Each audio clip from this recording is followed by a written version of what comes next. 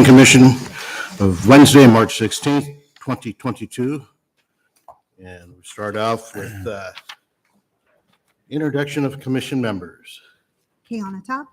Mike Clayton. Doug Regeller. John Emery. Ruth Holstrom. Anupreet Minhas. Okay.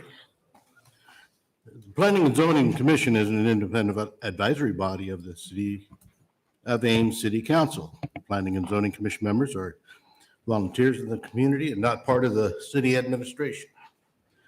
The commission is responsible for the preparation and adoption of official comprehensive plan of the city and gives advice and recommendation on matters involving amendments to the zoning ordinance and the historic preservation ordinance and guidelines, subdivision, annexations, master plans, and major site development plans, and developments within the Ames urban fringe areas.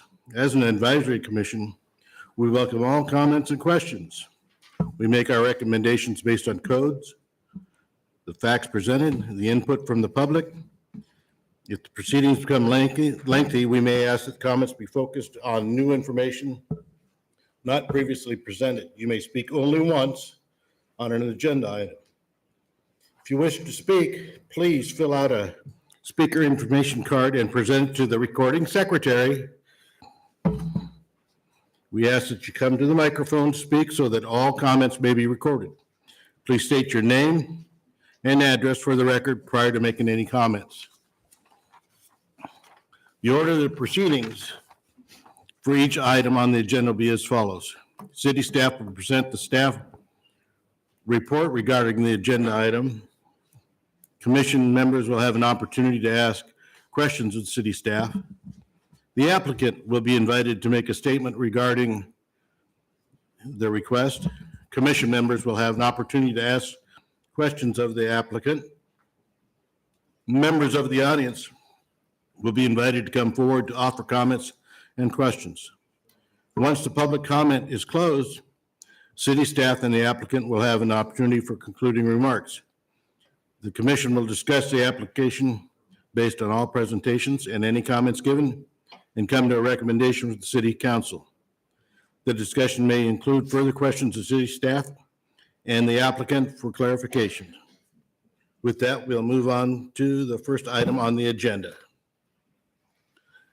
Approval of the agenda. I'll move approval. Second. Okay. All those in favor, say aye. Aye. Those that disagree, say nay. Okay. So approved. Approval of the minutes of the March 2nd, 2022. I'll entertain a motion. I would move approval. Second. All those in favor, say aye. Aye. Aye. I'll All those abstain. opposed? I'll abstain since I was Will gone. abstain. Okay. Okay, so approved. Item number 5, the public forum. This is for opportunity for the public to come forward and speak on any item that is not on the agenda. Do we have anybody that wishes to come forward?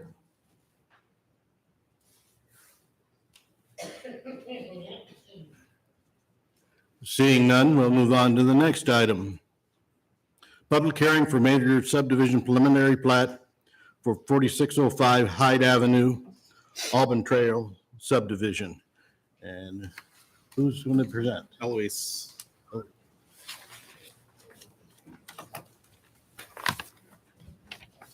Good evening. My name's Eloise Falstrom. I'm a city planner here at the city. This item is the preliminary plat for Auburn Trail. It's a conservation subdivision. This is the location map showing the property. This right here is Hyde Avenue coming through the property.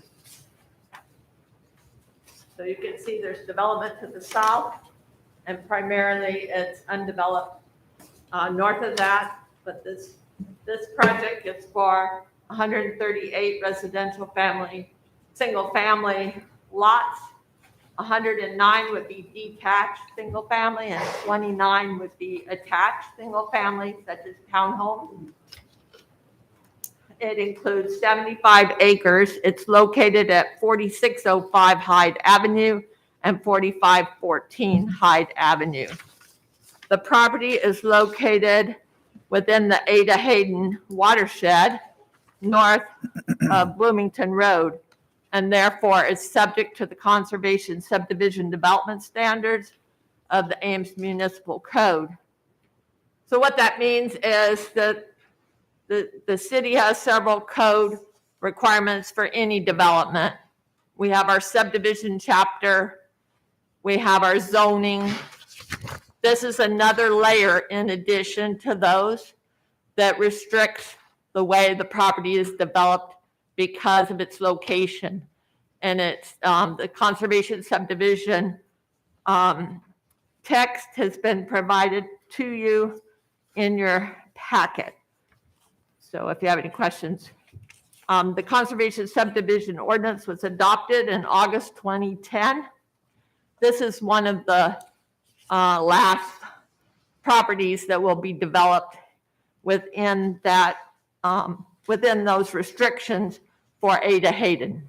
Most of the other properties have been already developed. The rezoning for this property was occurred on July 13th, 2021. Some of you may remember that. It included a master plan. And prior to that, the annexation was in 2017, so a few years before. Any development action for this property has to conform to the master plan. And a copy of the master plan that was approved was included in your packet, and it's page 19 of your packet. You can see from this, it's a little bit general. It shows what we call the spine road that comes through the development from Hyde Avenue and connecting up to what's called Hayden's Preserve, previously known as Rose Prairie. It shows potential green spaces, and the orange and purple show potential development sites. So it's a concept that serves as the master plan. And as part of that, they indicate a maximum number of units and what kind of uses. So in this case, the properties that are indicated as orange were identified as single family, attached or detached. And the ones in purple were identified as single family, townhomes, or small lots. What they're proposing with their development, which does comply with the master plan, is the properties to the south of the main road, spine road we're calling it, just as a descriptor, not as the name. These properties would be single family detached properties. And then to the north of the road, the lots that are labeled as 300 plus would be single family attached units. And getting back to some of the agreements that were approved for the property, there was a pre-annexation agreement, and details of that were included in your addendum on page 11. The pre-annexation agreement addressed such things as street assessments, traffic fees, water service territory, and connection fees, and it was approved in 2013. Additionally, a contract rezoning agreement and master plan was approved at the time of rezoning on July 21st, 2021. The contract rezoning addressed needed off-site improvements related to the development of the site, including the extension of a shared use path and streets to the north. The master plan, as I mentioned, addressed types of uses, access points, and natural areas. So one thing I want to mention at this point in time there are a couple things that are unique to this development.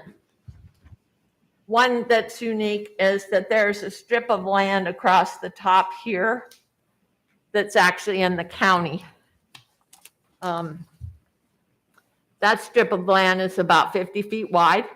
The reason it's in the county is that there's pieces of land over here to the east that remain in the county. And so it had to be connected, and you're not allowed to create an island of county land surrounded by city land. So there's a 50-foot strip across that area, and these two roads will connect into Hayden's Preserve, or Hayden's Preserve will connect into them, whichever one comes first or latter. In order to make the connection, part of the contract rezoning agreement addressed that these would continue through that 50-foot strip of land that's technically not part of this development because it's in the county. However, it is also owned by Hunsaker, so it makes it easy to accomplish from that point of view because it's the same property owner. And we've been in contact with the county. So there's a stipulation in the approval related to those connections and how the land would be for the street and infrastructure, how that would come about. So with the Conservation Subdivision, to talk a little bit about that, is a Conservation Subdivision, the purpose is to protect quality of water in Ada Hayden Lake. It also takes existing surface drainage systems and protects them, as well as promoting interconnected greenways. It provides community-owned open space and conservation areas and protects such areas in perpetuity. Protection is achieved by providing existing wetlands and natural features, minimizing grading, and providing stormwater design that maximizes the opportunity for water infiltration. So typically in subdivisions, water is conveyed through a system of culverts and pipes that take the water to a detention area. In this case, the water is conveyed over land in what's called a stormwater train, which helps the water, it takes the water and migrates it over the land for the purpose of it being absorbed into the land before it's conveyed to the stormwater detention basin. In this case, there are still two stormwater detention basins located on outlots L and C to the lower right of the project. But it protects the wetlands that already exist through use of buffers, vegetative buffers, and then water is also, the land is graded to allow for this stormwater infiltration.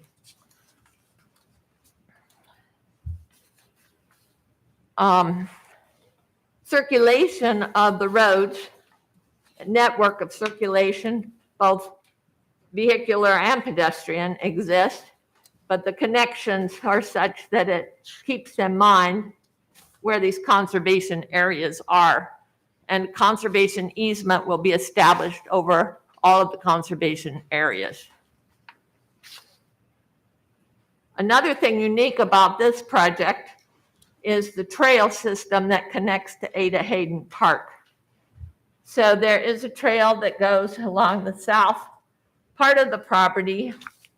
It hugs the rear of those parcels and it extends over, wraps around the bottom of the detention pond, crosses Hyde Avenue, and continues over through Outlot L until it reaches Ada Hayden property and connects in.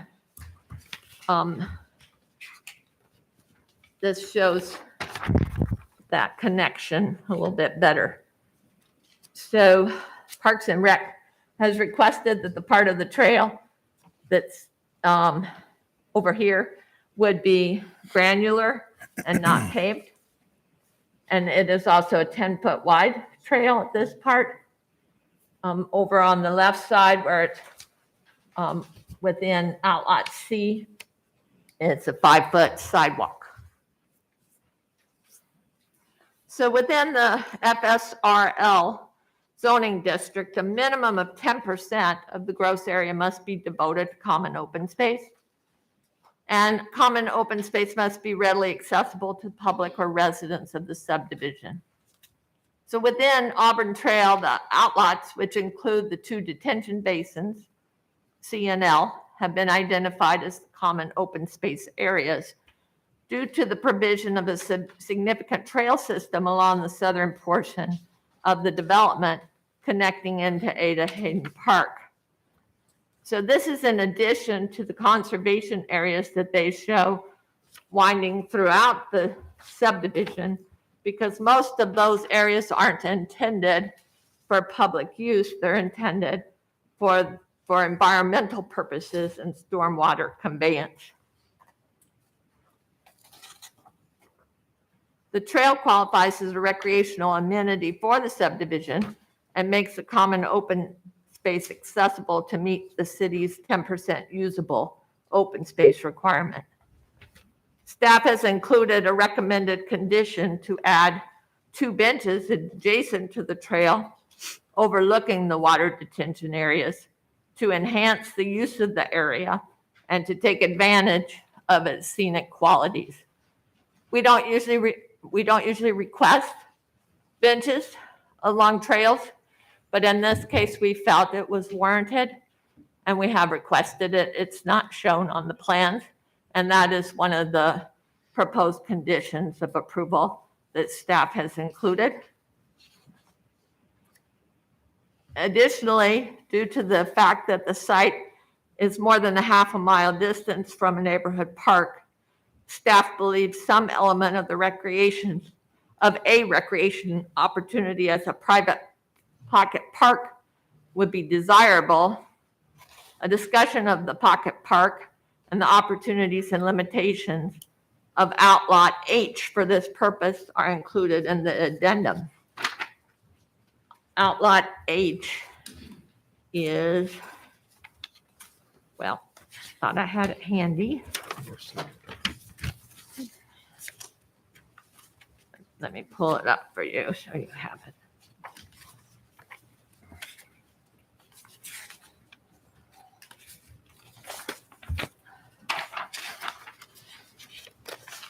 So as a reference, this is Pine Road. This is Outlot H. Outlot H includes a wetland, so it's limited. It's not, with the wetland and a 50-foot,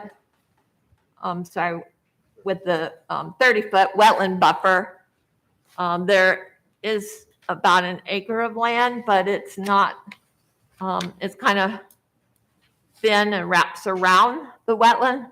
So it's not clear how usable the site might be for a pocket park. So those conversations still need to continue. And it's our recommendation that they do. As far as block length, there's a stipulation in the code that says if any blocks over 660 linear feet between intersections, it needs to have a connection. Oops. So this is how they have proposed to provide that connection. There's a connection here, and a connection here. The one to the left would actually line up with these sidewalks and make a continuous path for pedestrians. But we still needed to break up these other blocks, and so additional connections are shown. And those would be a paved sidewalk of 5 feet extending through there. In the case of this bottom one, it's through an outlot. In the case of these others that are marked in a darker color, the darker color represents where there would be an easement on private property for pedestrian access.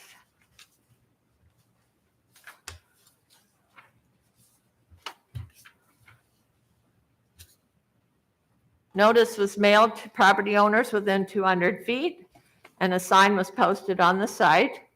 We have not received any comments from anyone, but it looks as though there may be some people here tonight that would like to address this project. Back when it was going through rezoning, a number of people came and had concerns about drainage to the south down in here because of some existing conditions. And in this case, the property is, the development sites are pulled back from the property edge, and there is a green space. And the space over here, there's actually a ditch that will be constructed to help collect water and convey it through this way. And in this case, existing trees that are close to the property line will be saved. And that's one reason the trail's located where it is so that grading would not occur within 20 feet of those trees and would then cause them to survive and be able to remain. So I think rather than go through anything else, I think I've touched on most things. There's a lot in the addendum that could be discussed further, and if you have questions, I'm happy to go over those. We believe as staff that the preliminary plat demonstrates how the development will carry out the low impact development policies and techniques required by the Conservation Subdivision, and thus will protect the quality of surface water flowing into Hayden Lake. The proposed preliminary plat has achieved the lot development requirements of the Ames subdivision and zoning regulations and conforms to suburban residential low density regulations.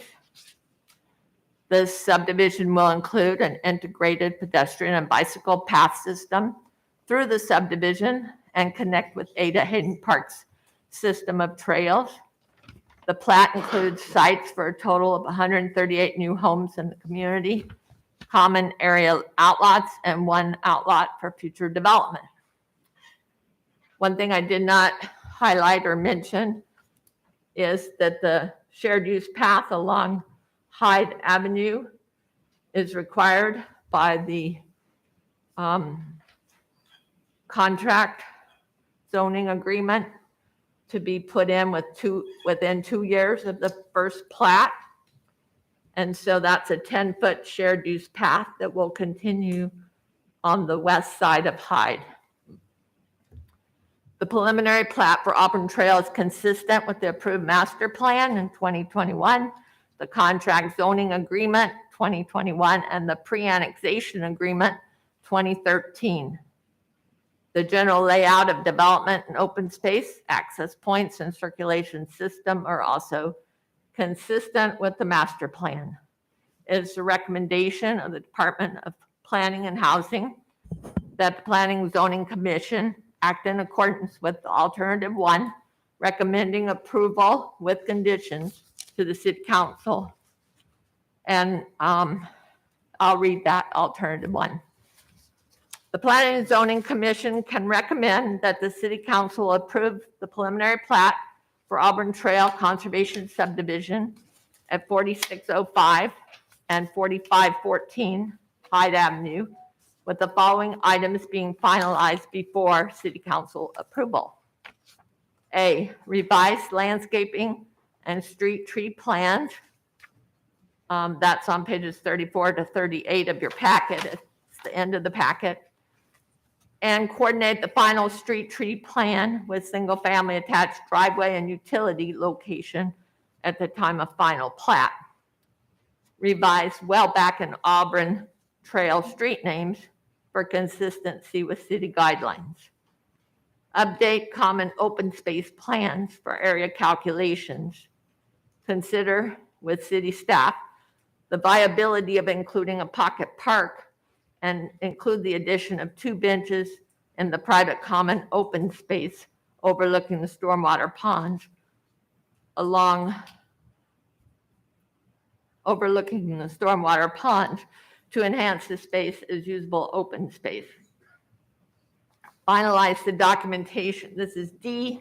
Finalize the documentation and improvement details of the stormwater management plan and include with final improvement plans. E. Update the pavement thickness to meet SUDA's collector street standards. That would be page 22. F. Prior to final plat approval, provide for right-of-way dedication of the Spine Road connection to the north through the 50-foot county parcel. That concludes my presentation. Okay. That 50-foot buffer along the top end, that's going to be included on item number 7, isn't it, for update? And that's going to stay, or? The 50-foot parcel to the north is part F of alternative 1.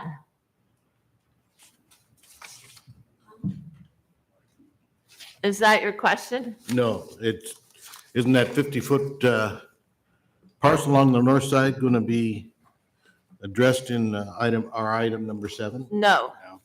No, their property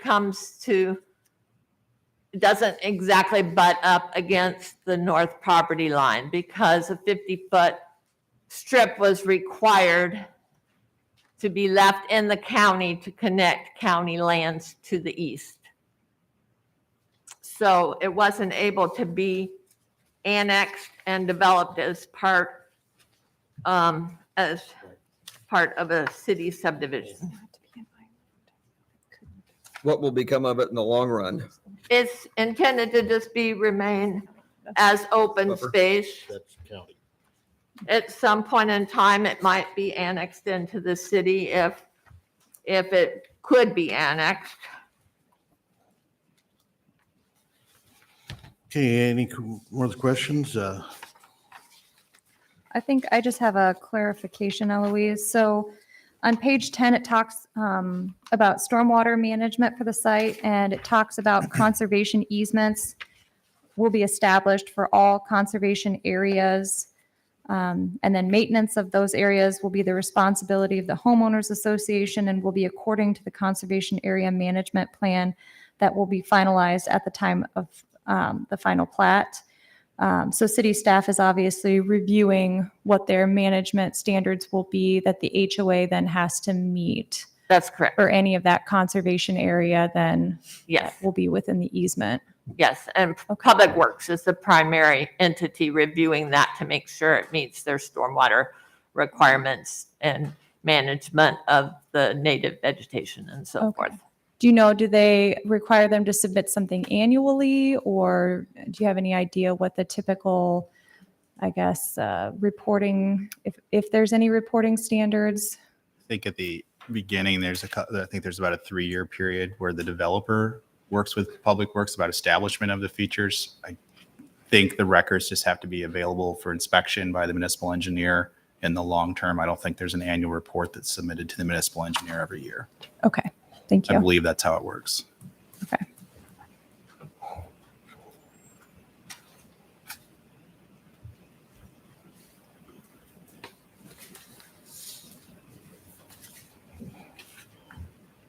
Keona, any questions? No. Michael? Nope. Nope. Anu? Not right now. And Ruth, any more questions? No, thank you. Okay. We will now invite the applicant to speak.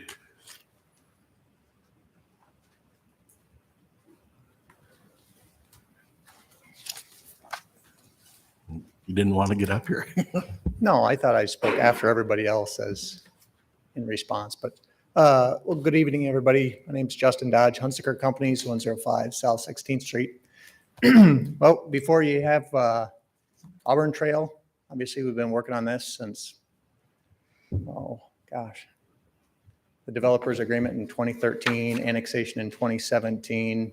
Been working on this preliminary plat for over 2 years. So it's been a long time in the works. But certainly want to thank Eloise and Kelly for their efforts on this, as well as their entire DRC committee.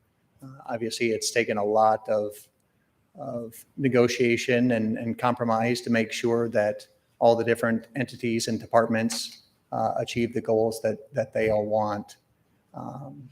So let's see, a couple of notes that I had, and I'm happy to answer questions even after the public when they have questions as well. But so I had in my notes, this preliminary plat is in compliance with our approved master plan. Currently, this land is in row crop. And so with the Conservation Subdivision and the development, it will actually reduce runoff and do a better job of protecting the lake and aid Hayden. Let's see. Eloise touched on the trees. We saved all the trees that we could along the south end. And then she had also touched on the shared use path along Hyde. It's our intent to pave that 10-foot path right away with the first addition on the west side of Hyde. And then in response to Ruth's questions, so these are inspected annually, and all those reports are turned into Jake Moore with Public Works. And then we also, as part of our 5B, which is our stormwater ordinance, we post a 4-year maintenance bond for all the maintenance for the first 4 years up front. So if there's ever nonconformance, then the city could cash in that bond and do the work. So anyway, there's a lot here, but happy to answer any questions anybody might have right away. The buffer along the south side, Eloise said you guys are going to improve the drainage on that? Yes. So if you look where 24, 19, 18, 17, 16, that area, so some of those backyards already drain to the north. And so I believe, and our engineer, Greg Broussard with Bolton & Mink is here. And so he can answer more technical questions, but we're going to create more of a ditch and then help convey that stormwater from those backyards into our system and then integrate it into our ponds. A little bit deeper ditch to handle more water. Yeah, I think it's just a swale, maybe a couple of feet. Yeah. I just remember before when we talked about it, that there was concern about the drainage. Yeah, well, and so we'll grade on our property. If you think back to, oh gosh, I can't even remember, was it over a year ago when they had the photos of the backyards that had all the stormwater being conveyed in their backyards? Well, there's a stormwater flowage easement in their backyards. And so it is supposed to convey those flash flood events in those backyards. But certainly we're continuing to allow any stormwater that does flow onto this subdivision and channel it into our system. So you said, like you said, you're just going to deepen the flow a little bit by 1 or 2 feet? Or? On our property, we're not grading onto their property. Right. I understand that. You can't Yeah. do that. And when the building starts, you're going to put up the silt catchers.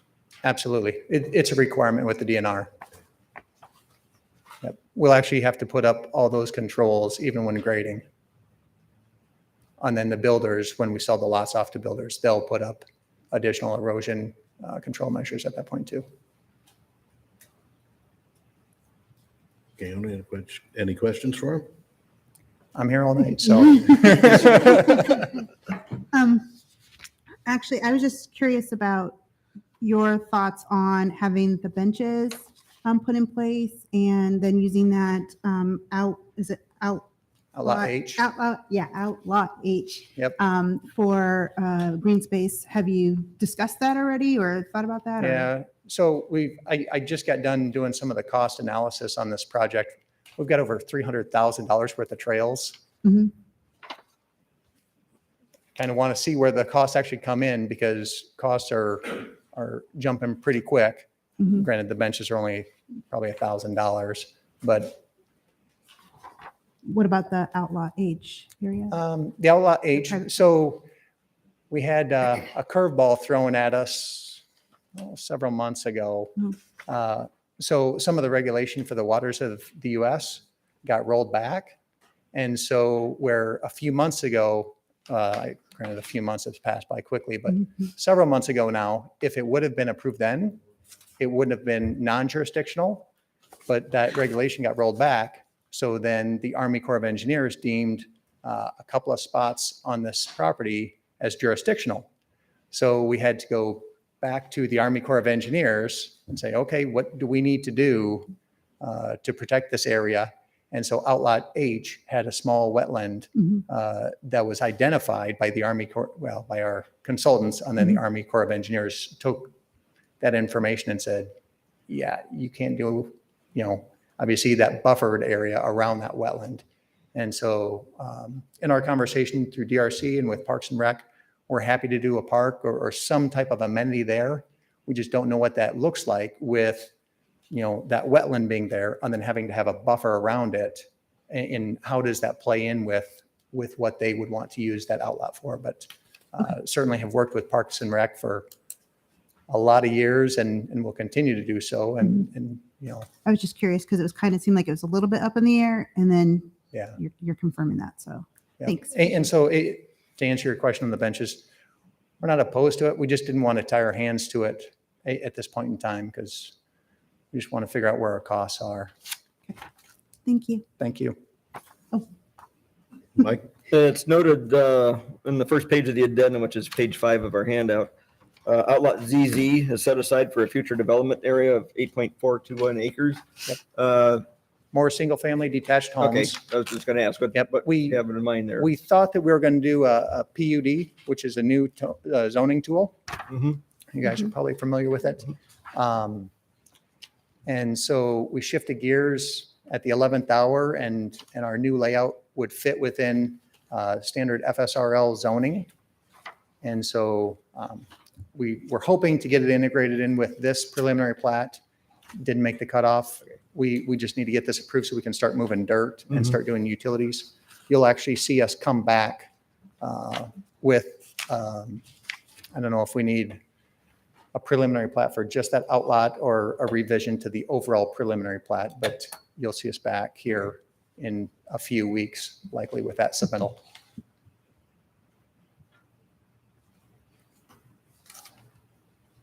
Very good. Thank you. Just in a quick one. Back in, I think it was June or July of last year when we were talking about this, besides other things, I think one of the concerns or questions that John had brought up about was the possible existence of any coal mines and shafts. And I know you said that you were trying Yes. to do more research working Yep. with ISU. Do you have any updates? Not ISU, the University of Iowa. Bad. We had to go to that side of the state to, they had the equipment and they had the consultants. And so they went out and surveyed the entire farm as well as some different areas. They did a little bit more research. They had determined that there was no mine. All the mines in that area would have been vertical shafts. And so they didn't find any hollow cavities, anything like that. So we spent about $10,000, $12,000 to make sure and happy to do so because we don't want homes falling into former mines. That'd be pretty bad. It's money well spent. Yeah. Cheap insurance policy. Yes. So you're planning on, not planning, on Outlaw H, you're planning on doing something a little different, or are you going to try to develop anything on Outlaw ZZ? So Outlot ZZ would be the single-family detached homes Okay. that are going to be a little bit smaller. Outlot H could be the potential pocket park. We just need to figure out what the Army Corps of Engineers would allow in that space. So that's what you said you're going to be coming back on, probably was, ZZ. For ZZ. Yep. but there's no plans right now for what we call a conventional park. No. Initially, when we started working on this subdivision, Hayden's Preserve, Rose Prairie, had one just on the north side of the property line, and that's more of a community park. I think that one was originally 5 acres. In their latest revision, it got moved to the north, and I think it's up to 12 acres.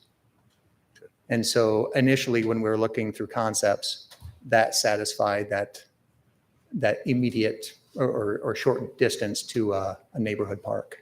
Okay, that's what I was concerned about. Ruth? Anu, anything else?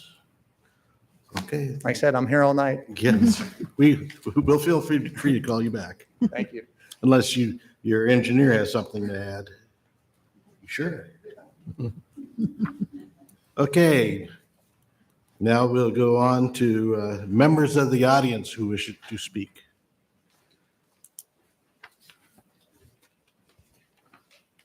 Come on up. Sure, and introduce yourself, give name, address.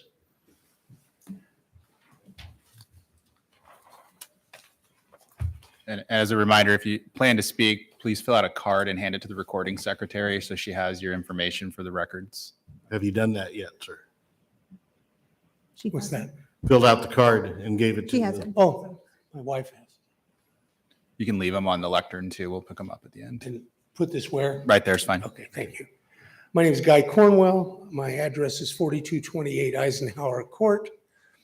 My questions have to do with the wastewater runoff that we were discussing, and maybe I wasn't paying attention, or I didn't hear.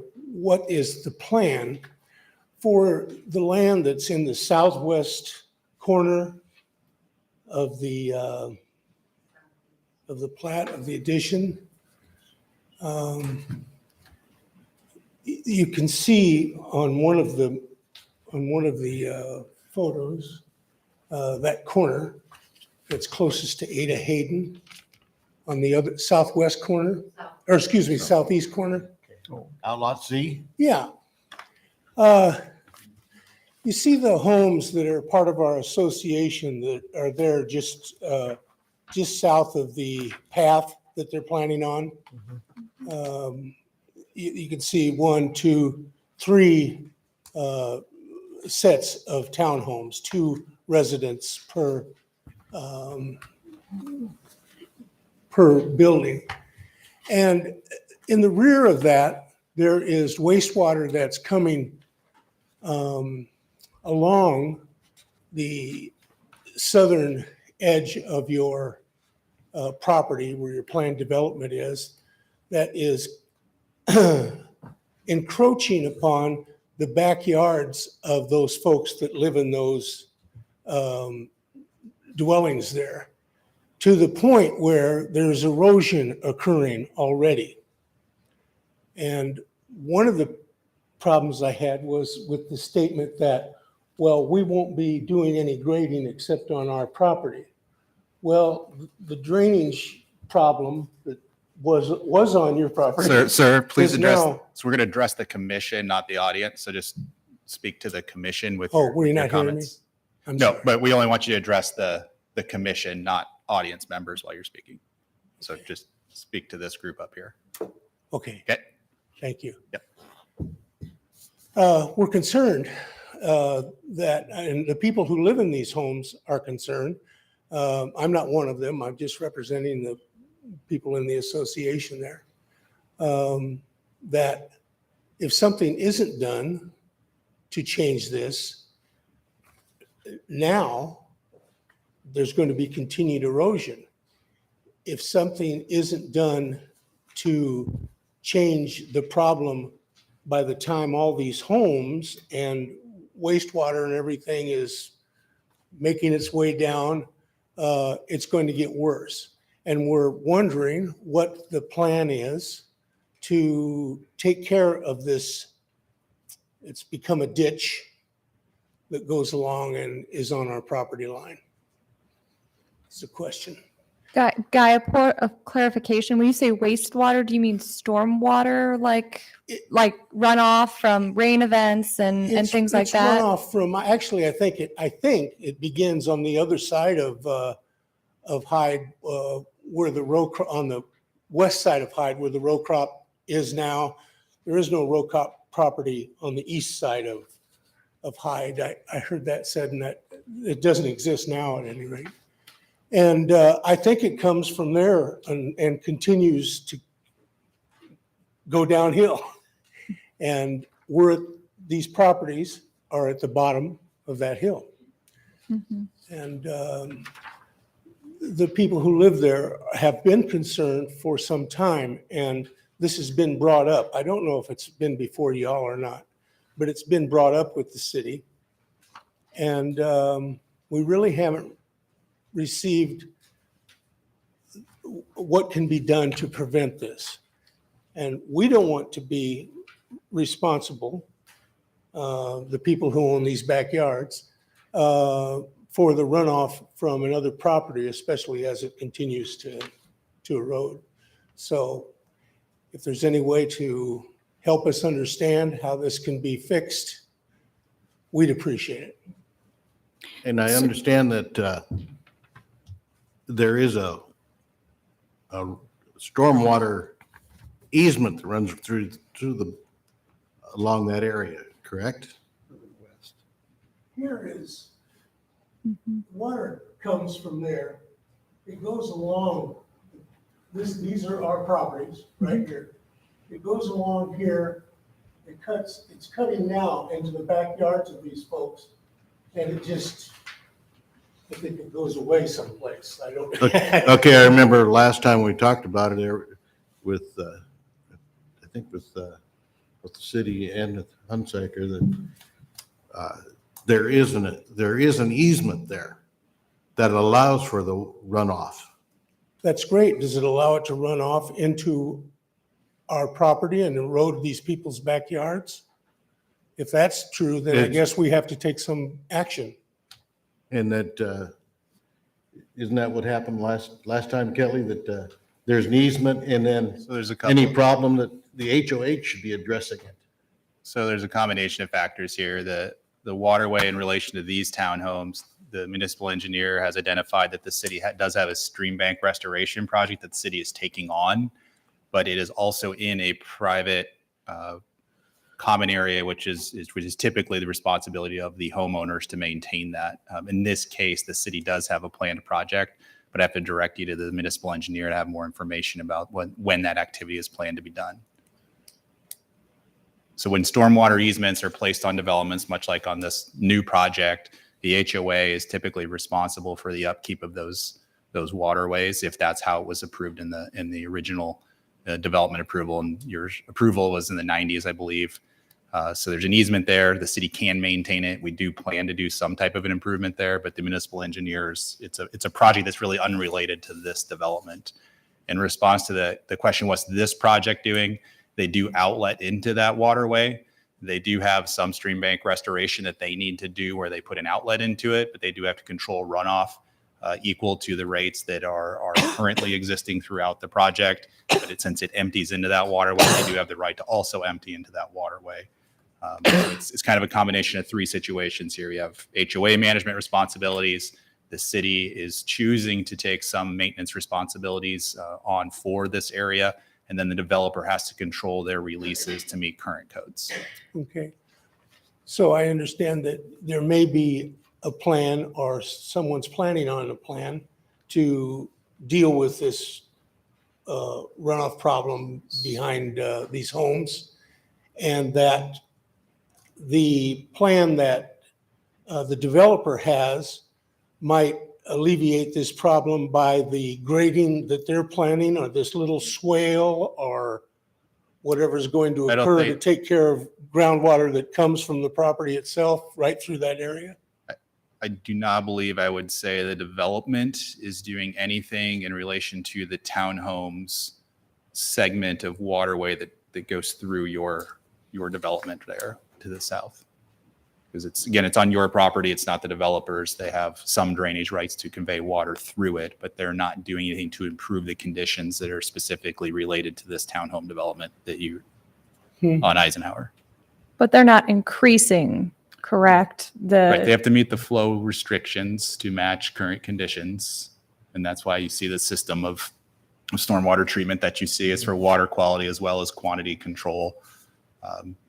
Obviously, the developer has their civil engineer here. They can respond in greater detail than the general outline that I just gave you. I'm hopeful to hear this potential plan so that we can, every day, the erosion still occurs no matter who's responsible or, but if there is a plan, we'd like to know what it is. Or That'd be the city engineers. Yeah, so Tracy Peterson is a municipal engineer. She's the one. Who? Tracy Peterson. Okay. She's the municipal engineer. She administers through Public Works the stormwater management programs that we have. And she's the one that would be able to inform you about what activities are actually planned by the city for that waterway. Okay. Thank you. Thank you. Anybody else would like to speak?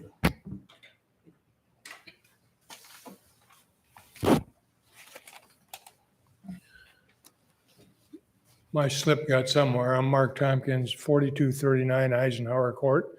We are one of the affected properties that he just talked about. We're right here. These two places have severe erosion in the backyard from this waterway already. 2 points where Hyde is here, there's already a huge culvert that funneled water from this area down into the waterway. That culvert, I don't know the date that it was built, but it has to be subsequent to the time some of this original planning took place. And I don't know that there were any assurances made to the Property Owners Association that that wouldn't exacerbate the situation with this water flow. Secondly, we were there when the derecho came through, 2 years ago? That water was chin deep on me. You don't get no erosion with chin deep water moving at how many feet per second?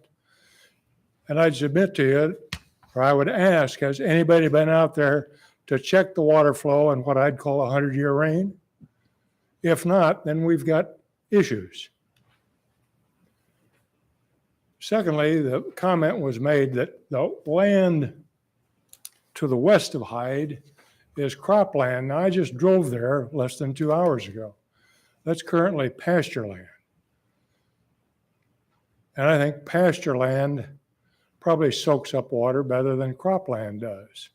Furthermore, when we get 135 units in there with streets and sidewalks and whatever other concrete, we know concrete doesn't absorb water at all. So it runs someplace. And right now, that someplace is down the waterway in my backyard and the waterway of 5 other homeowners there. So although the city engineer, Tracy, was out, I don't know, a year ago, walked around with us, looked at all this erosion, and it says on one page, page 3 of the proposal here, the waterway on the east side of Hyde has been planned stream back restoration activities within the city's 5-year capital improvement plan. But she could tell us not what those plans were. Moreover, these stream bank improvements are planned by the city and unrelated to the proposed subdivision. Now, I can't see how they're unrelated if the water from over there is coming down into my backyard. That's related. There's a cause and effect. And we're getting no answers, or very few. Now, I think one of the questions that comes up is we've got these 2 holding ponds to the west, the blue of Hyde, and to the east of Hyde. So what happens when we get another 100-year rain and they overflow? Who's responsible for that overflow? Who's liable for that? The city? The developer? We property owners who are just sitting there fat, dumb, and happy? There's more questions here than I've heard answered so far this evening. It's a very elaborate plan, but there's a lot of holes in it. More holes than I think would warrant an approval at this point. We need conversation with you people. We need conversation with the city engineer. And a tedious document sometimes doesn't work as well as eyeball to eyeball conversation. Furthermore, one last thing. You had a map that showed that 50-foot corridor that's going to go up to the Ada Hayden development. And those two things, this development and the Ada Hayden, are also interconnected. A topographic map shows that there could be water flow from the other unit that's proposed with, I believe, 135 homes and 192 apartment buildings. So if that water comes down into this area, it just exacerbates the situation. So once again, I'm suggesting that we have some conversation rather than documentation. Thank you.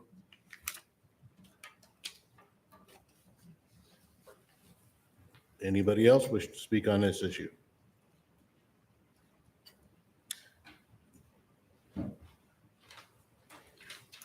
I need to fill a paper out.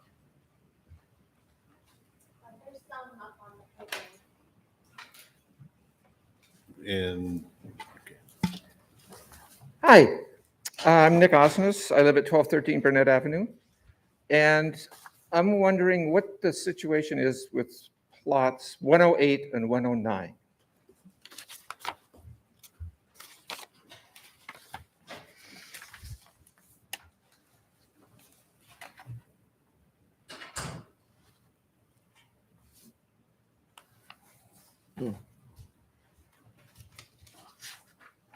They're missing from the map?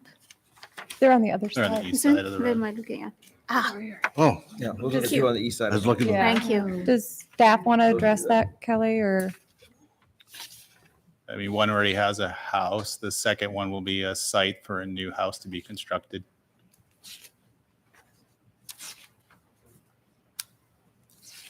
So 108 is a place that could be developed. 108 has. 108 has a house. 109 is the new house. 109 is the south part 109 is the south part. So that will be open for development for one house. for one house. Mhm. Okay. Well, I'm just thinking about how all of this relates to Ada Hayden Park. And I'm really happy to see that there's this conservation area where there's going to be a greenway and so forth. And I just think that's something that's very positive for the city. And I hope that all of that could be maintained. But thank you. Thank you. Thank you. Anybody else wish to speak on this item? Go ahead, ma'am. My name is Deb Lancaster. I'm 4243 Eisenhower Court. Okay, you see these tables?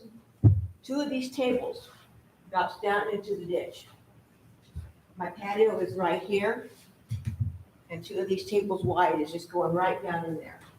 So only thing that's holding everything in there is that we do have some trees, we do have some branches, the bushes, mulberry bushes, and besides that, the creek, and I think it's Stonebrook Creek, isn't it? It goes through there. I think it's Stonebrook Creek that goes through there. But also, it's just dropping down in there, and it's full of junk. It's full of tiles. It's not taken care of. So anyway, I had that big storm a couple years ago, and the water was up to the top. And so I only have a deer path back there. But basically what I have is a deer path for Anita and I, and over here at Dara's too. We just have deer paths back there. So we just, every year the property just gets shorter and shorter. The deer walk behind underneath my decks now, which is okay. But we're just losing property back there. So that's all my comment. I just wanted to let you know that I am here, and it is a concern.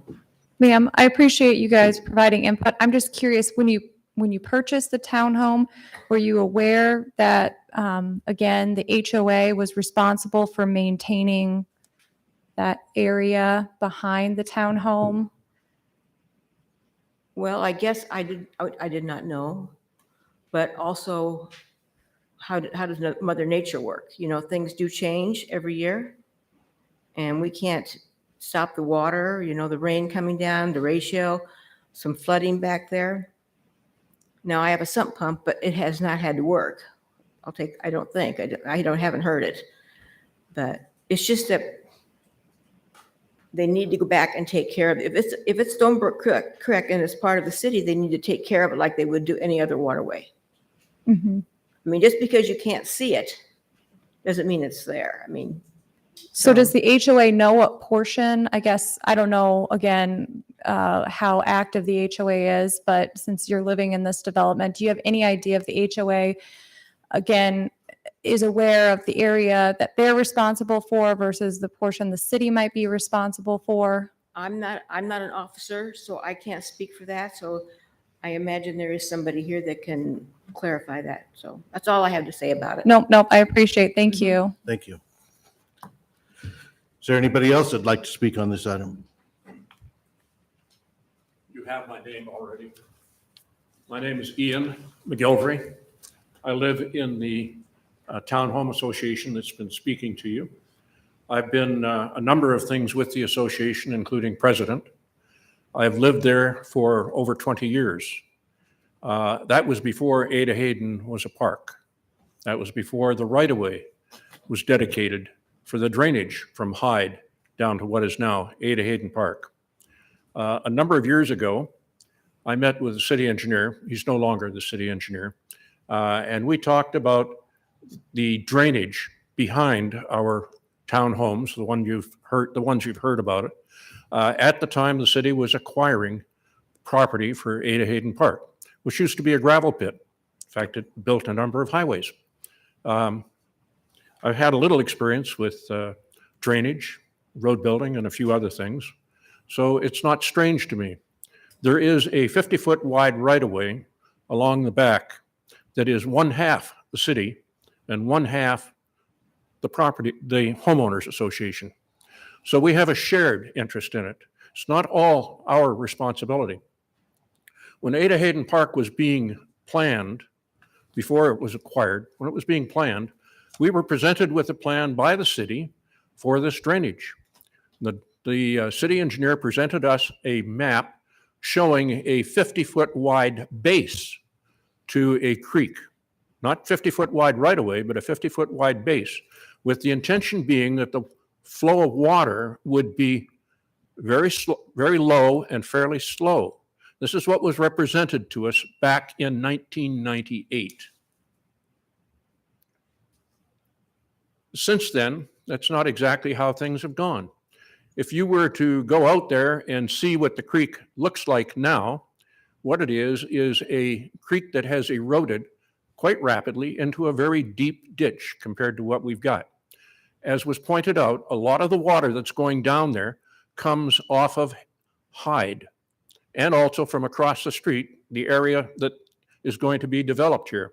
Now, yes, we happen to be accommodating a part of it because it runs across our association property.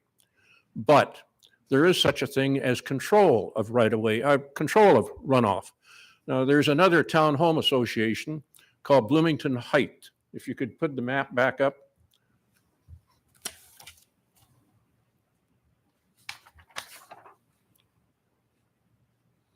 Bloomington Height is on the west side of Hyde and on the immediate end of city limits right now. There is a retention pond. You can see it barely, but there's a retention pond right there.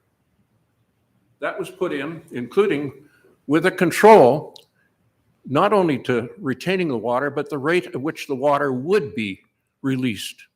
So it isn't just released when there's a great big flood, but rather it is released when there's no rainfall, snow removal, whatever, or snow melting, whatever, so that there's room in the retention basin to hold that water. I'm very happy to see that you're going to see a retention basin built on the west side of Hyde and also on the east side. This will help an awful lot with the control. Right now, the way things are eroding, we have sod on the surface. we have blacktop soil down on the bottom. The blacktop soil is being eroded out. The sod is sticking there. So it's like having this being undercut. Think for a minute about your grandchildren out there, even looking into the creek, let alone playing there, and all of a sudden it lets go and they fall down into the creek. Now that creek has gotten a couple of feet deeper in just the last couple of years. In the process, several very large trees, which are on the right-of-way that is the city's responsibility, they are being eroded and losing their stability and control. We're going to see them come down fairly soon. We did have some damage from the derecho. It didn't hit the houses seriously. Back in the early time of this development, a year or two after our townhome development was occupied, that creek, without all the extra water in it, actually flowed deep enough that the water overflowed the creek, came up to the back of the houses, and was within a couple of feet of the walls up over patios. And that was just a threat. Now it's getting worse.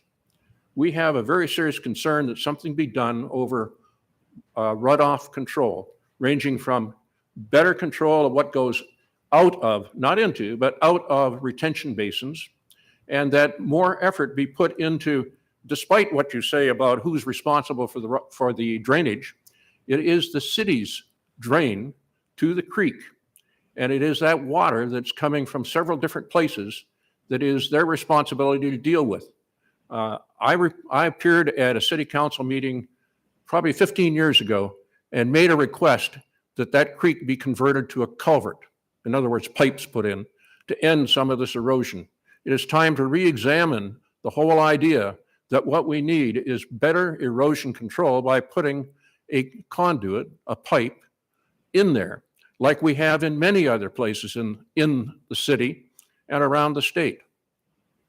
Now, I hear a comment about who's responsible for what. Well, I will tell you, I worked for the Department of Transportation for a long time, and we did have some responsibility for right-of-way and for drainage, but that didn't put the drainage responsibility back on people where we had a right-of-way for a highway. We also had the responsibility for the drainage. And there is a city share of responsibility for this drainage. It is not as was originally represented to us, and you're about to make it worse. What we agreed to in 1997, 98, 99, including with the developer, Hubble, they're no longer around, can't really call on them to say anything, but we're seeing drainage that is completely different than what was represented to us at the time we purchased those properties. It's up to the city to do something about that. Thank you. Thank you.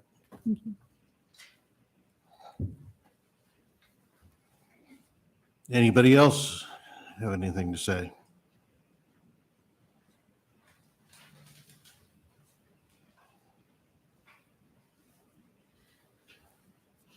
I'm Diane McCauley. I live at 4257 Eisenhower Lane, number 10. That is the townhouse complex that is right here. I happen to live here and overlook that stream. The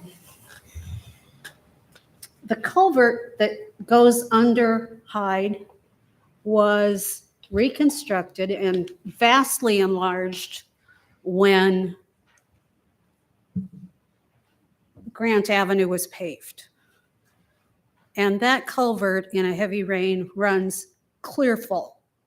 Absolutely no, it's not a trickle through there. It is a full culvert, and the culvert is probably, I don't know, so high or so. I haven't been down to look at it. But it's a big, big culvert. It runs completely full. So that may be part of the issue with further erosion, because that was enlarged to increase the amount of runoff. I guess I'm concerned. Our townhome has the complex has the advantage of being quite a bit higher than the other townhome. We have a drop of 10, 15 feet down to the thing. So it's not as much of an erosion issue. But I am concerned about the whole issue if we're going to have some further problems. One of the issues is right here at this intersection, that's a low area. And the road has overran in certain instances of heavy rain. The storm's drains don't handle it, and we've had water in the basements of some of our townhomes. So that's an issue. Is the road system adequate? And that's going to be right where the retention pond is, on the west side. If that were to overflow, that would continue to cause problems for everybody in that whole area. And I don't want water in my basement. The other thing I'm concerned about is, are the standards that are used for stormwater calculations and all these things, are they really adequate to take care of the uncertainties of what climate change is doing to us? We know that we've had more extreme rains, we've had more extreme winds. We don't know what that's going to happen in the future. Are the standards that are currently being used adequate, more than adequate? What is used? If they're using historical calculations, I don't think that's sufficient. I'm also concerned about who will be responsible for like the trail maintenance. Will that be the responsibility of the HOA or the city? I wasn't terribly clear from what I could tell. Does anybody have an answer to that? Because that's going to be at the bottom of a very steep hill. And I think that the information said it would be an unpaved trail. That trail's not going to be there very long if it's an unpaved trail and it's at the bottom of a hill. Ada Hayden washes out all the time than the unpaved trails. And this is going to be far worse because this is a relatively extreme hill. And we're going to have one additional home, the potential for a stormwater retention pond to overflow, 2 of them. And there's just a lot of issues that I think still need a little more consideration on the drainage issues there.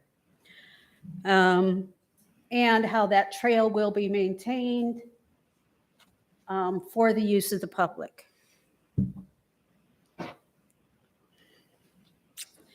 And I'm not so sure that the stream bank improvements that they're talking about shouldn't be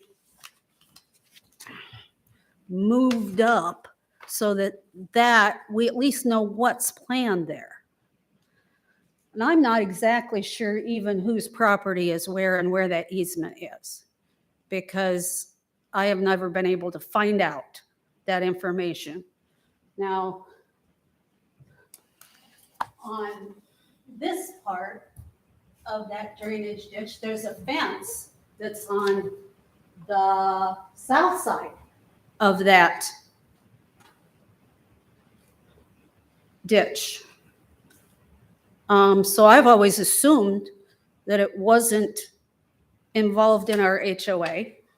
And our HOA's documents, 70-some pages of legal stuff, has no indication that there's a responsibility for that area or that there's an easement. So I'm unclear as to even where that easement is and would like to find out. Would that be the city engineer I'd need to discuss that with? Probably. I mean, Okay. The easement that we spoke of is to the east, where this, I get without, I think you're just better off talking with staff in more detail than Okay. we can get into here. This is Yeah. we're not really able to talk through Yeah, the off-site issues that aren't related to Right. the project here. right. And I also don't see, well, here, am I correct in reading that the proposed density of the homes does not meet the zoning requirements, or am I reading that incorrectly? It meets minimum density requirements. It doesn't read that way to me, but I might have misinterpreted it. I also don't see, there is talk about the improvement. I'm also concerned about the traffic developments of this, because Hyde Avenue is not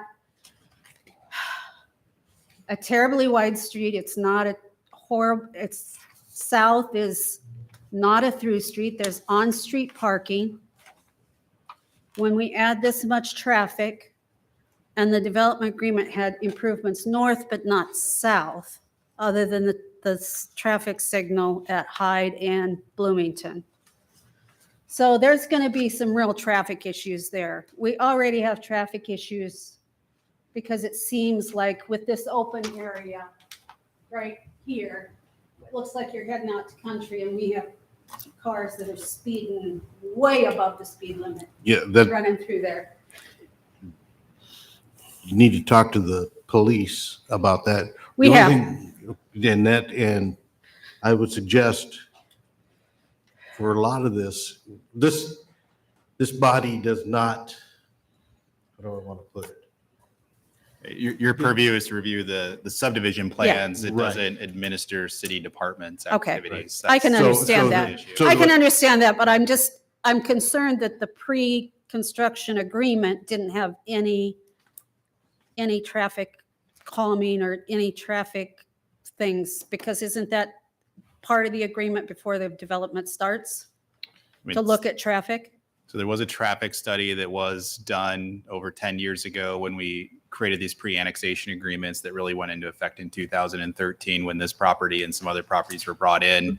The city built Hyde Avenue based on that traffic study. So that was the information that was available if the city Then, relied upon to build Hyde Avenue the way it is. okay. But there's no consideration on what this development will do to that street. Well, it's within the operational capacity of the street. We analyzed that Okay, total. So the okay. total build out of the area fits the street, but traffic calming is kind of a different issue. Well, okay, It's I not can understand capacity, that, but I don't think there's the capacity on that street, I personally, but that's something someone else will have to look at.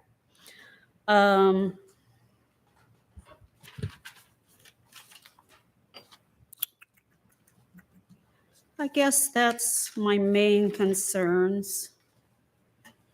I am a little concerned. Sounds like the HOA at this development will have a great deal of responsibility. And I'm the president of our current HOA. We don't have, that's all volunteer stuff. You don't have anybody that has a whole lot of expertise. I'm concerned about the expertise of turning the conservation areas and this whole area. I look out on this whole area.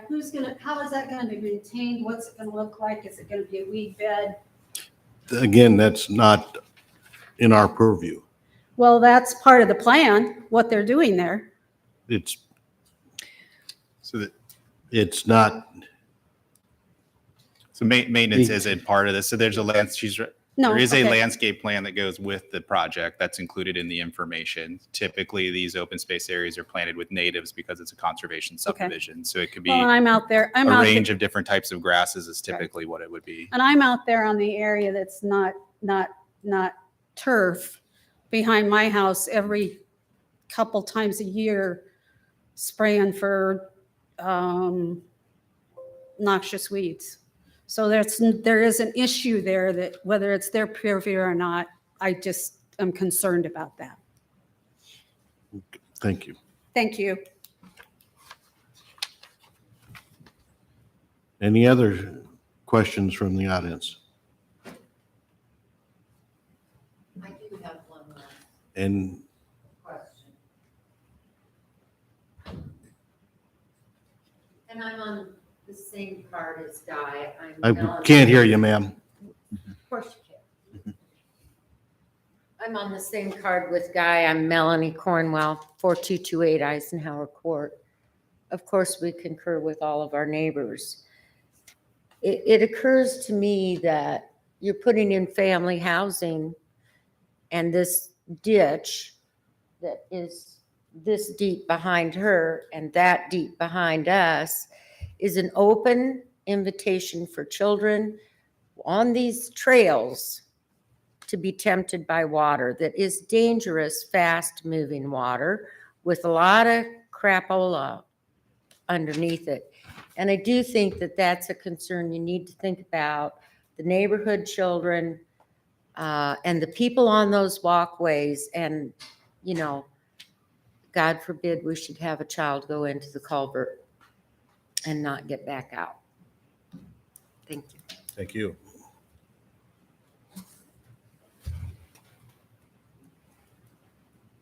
Any other audience members would like to come forward to speak?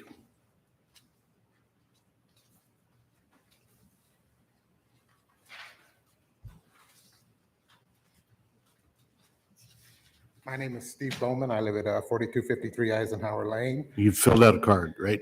Pardon me? You filled out a card? I did fill out a card. Okay. And the issue that I see is about accountability here. Who's responsible for what? For the city to basically stipulate what the HOA is responsible for, and then basically, in effect, raise its hands and say, we're not responsible for whatever happens after you've basically taken that over, I think is a bit of a shortcoming. Since the improvement to Hyde, one thing that I have noticed is that there is a lot more traffic along Hyde. And with that, there's a lot more traffic noise along Hyde. And so one of my issues is that is the city or the developer going to put up trees or some type of noise mitigation? It was stated that basically the improvements to Hyde were based off of I think 2013 traffic study. This is not the first time this group has basically discussed improvements along Hyde. And at that time, I did bring up the issue of a traffic analysis and considering that what is going to happen going forth, you definitely need to have a new traffic analysis completed.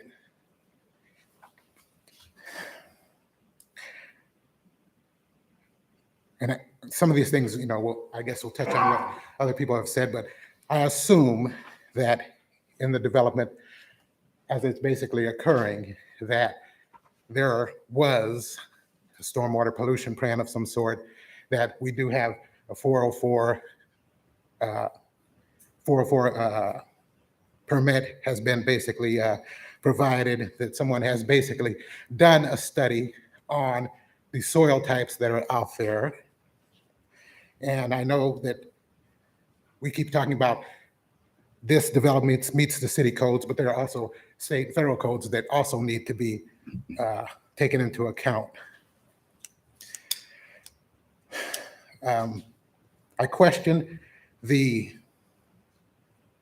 calculations about the conservation areas and the open space areas meeting certain guidelines, especially if you're looking at retention ponds as some type of a public or open space.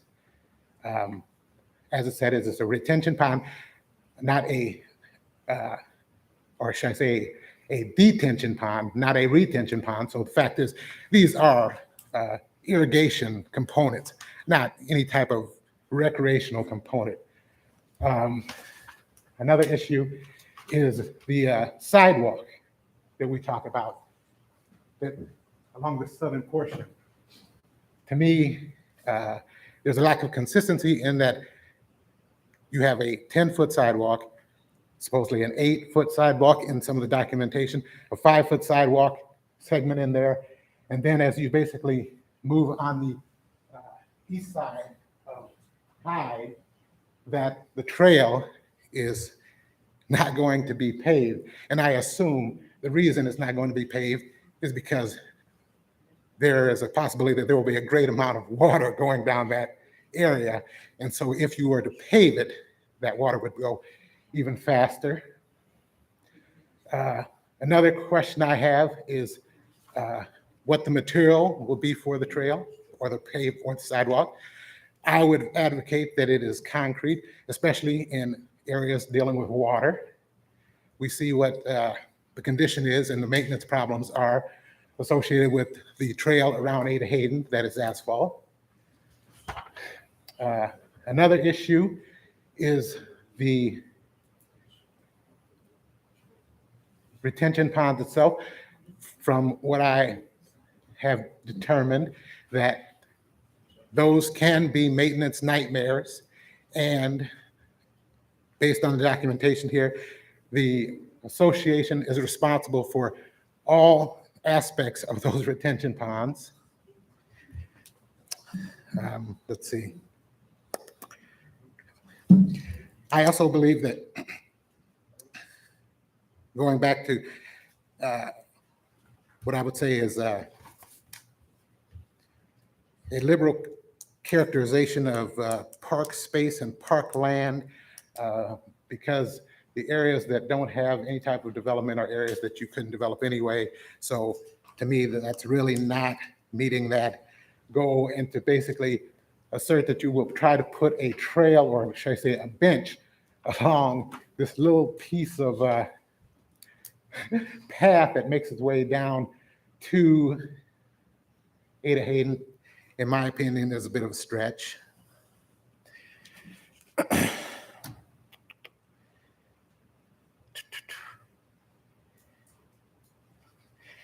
Now,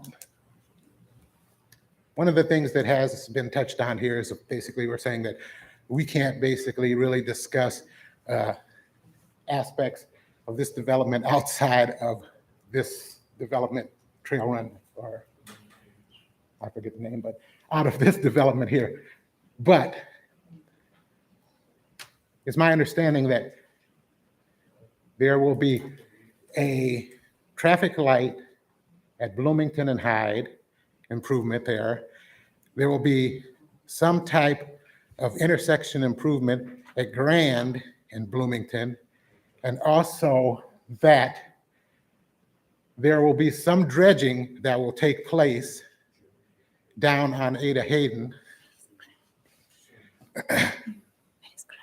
And so clearly the dredging is to accommodate the water that will overflow these detention ponds. And so in doing so, it appears to me that in order for you to go forward with this plan, you will have to take into account not just what's happening within these boundaries, but you also have to take into account what you're basically doing leading down to Ada Hayden. You need to take into account the dredging down on Ada Hayden, and you also need to take into account the future development and where the water will go.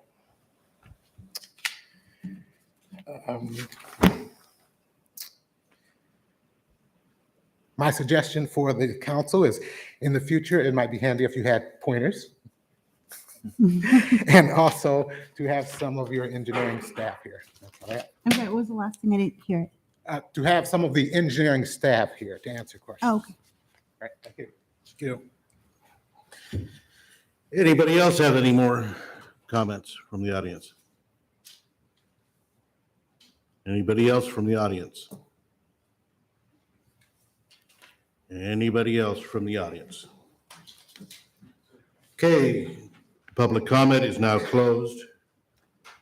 City staff will, Does developer get and to applicant, respond? John, does the developer get to respond? what? Does the developer get to respond to some of the Yes. public comments?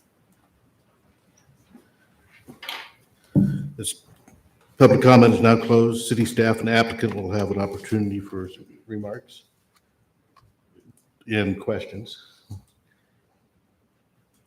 Do the retention ponds meet all the requirements we have there? Are they deep enough to accommodate all the runoffs? So that's a loaded question. All the runoff isn't a standard. So yes, it meets all of our standards. We don't plan for 500-year storm events. Right. Extreme storms are not the way you design municipal infrastructure. I think it'd be best off if the applicant's engineer could just speak to the stormwater design. I know our public works staff is not here, but planning and public works has worked hand in hand with the applicant's engineer. He would be best to explain it all. I'm familiar with it, but I don't get into the technical details as much as they do. So I think if those are the questions we need to have answered, I think the applicant can definitely speak to those, and staff can then respond to questions of how that works or doesn't work with city standards. Tag, you're it, sir. And please introduce yourself. Greg Broussard, Bolton & Mink, 1519 Baltimore Drive, Ames, Iowa. So heard some questions tonight. I'll try to answer those as best as I can. So the first question that you had, John, are the stormwater basins designed to City of Ames standards? Absolutely, yes, they are. So our basins are going to be taking all of the stormwater from our development, and we're going to be following city code, which is we have to envision all of the ground that comes to those basins. We model it as if it's a prairie in good condition. So even beyond better than what it is today. So right now we do have, you're going to see row crop if you go out there. And so we model that as if it's a prairie. We figure out what that runoff model or number is. And obviously, as we start to build homes, we start to build pavement, we start to increase the impervious surface area, that flow rate is going to go up compared to a prairie. And so that's what the goal and the target for those ponds is that they're able to hold that flow back and release it at a release rate such that it matches a prairie in good condition. So ultimately, as we start looking and talking about this area, we are going to be reducing the flow rate from what you're seeing today, because the flow rate will be reduced to a prairie versus today when we've got a mix of some prairie or some native grasses on the east side and row crops on the west side. We will have one outlet into the creek, and you can kind of see that there in the middle. We've worked with city staff on that outlet and making sure that that is a stabilized outlet. We don't want to create any more issues right there where we are going to be outletting water. And so we're working with city staff to design the proper outlet control structures that will reduce or slow down the volume, and it'll also be a slower rate than what they're seeing today.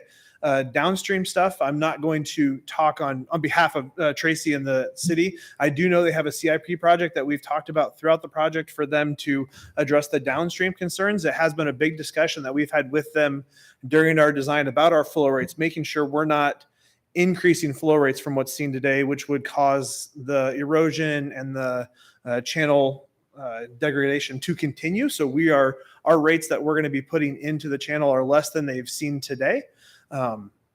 That answers a lot of that. And so one other question came up today was what happens during a 100-year rainfall event? We do design for a 100-year rainfall event. All of our ponds are set up to be able to take the 100-year rainfall event.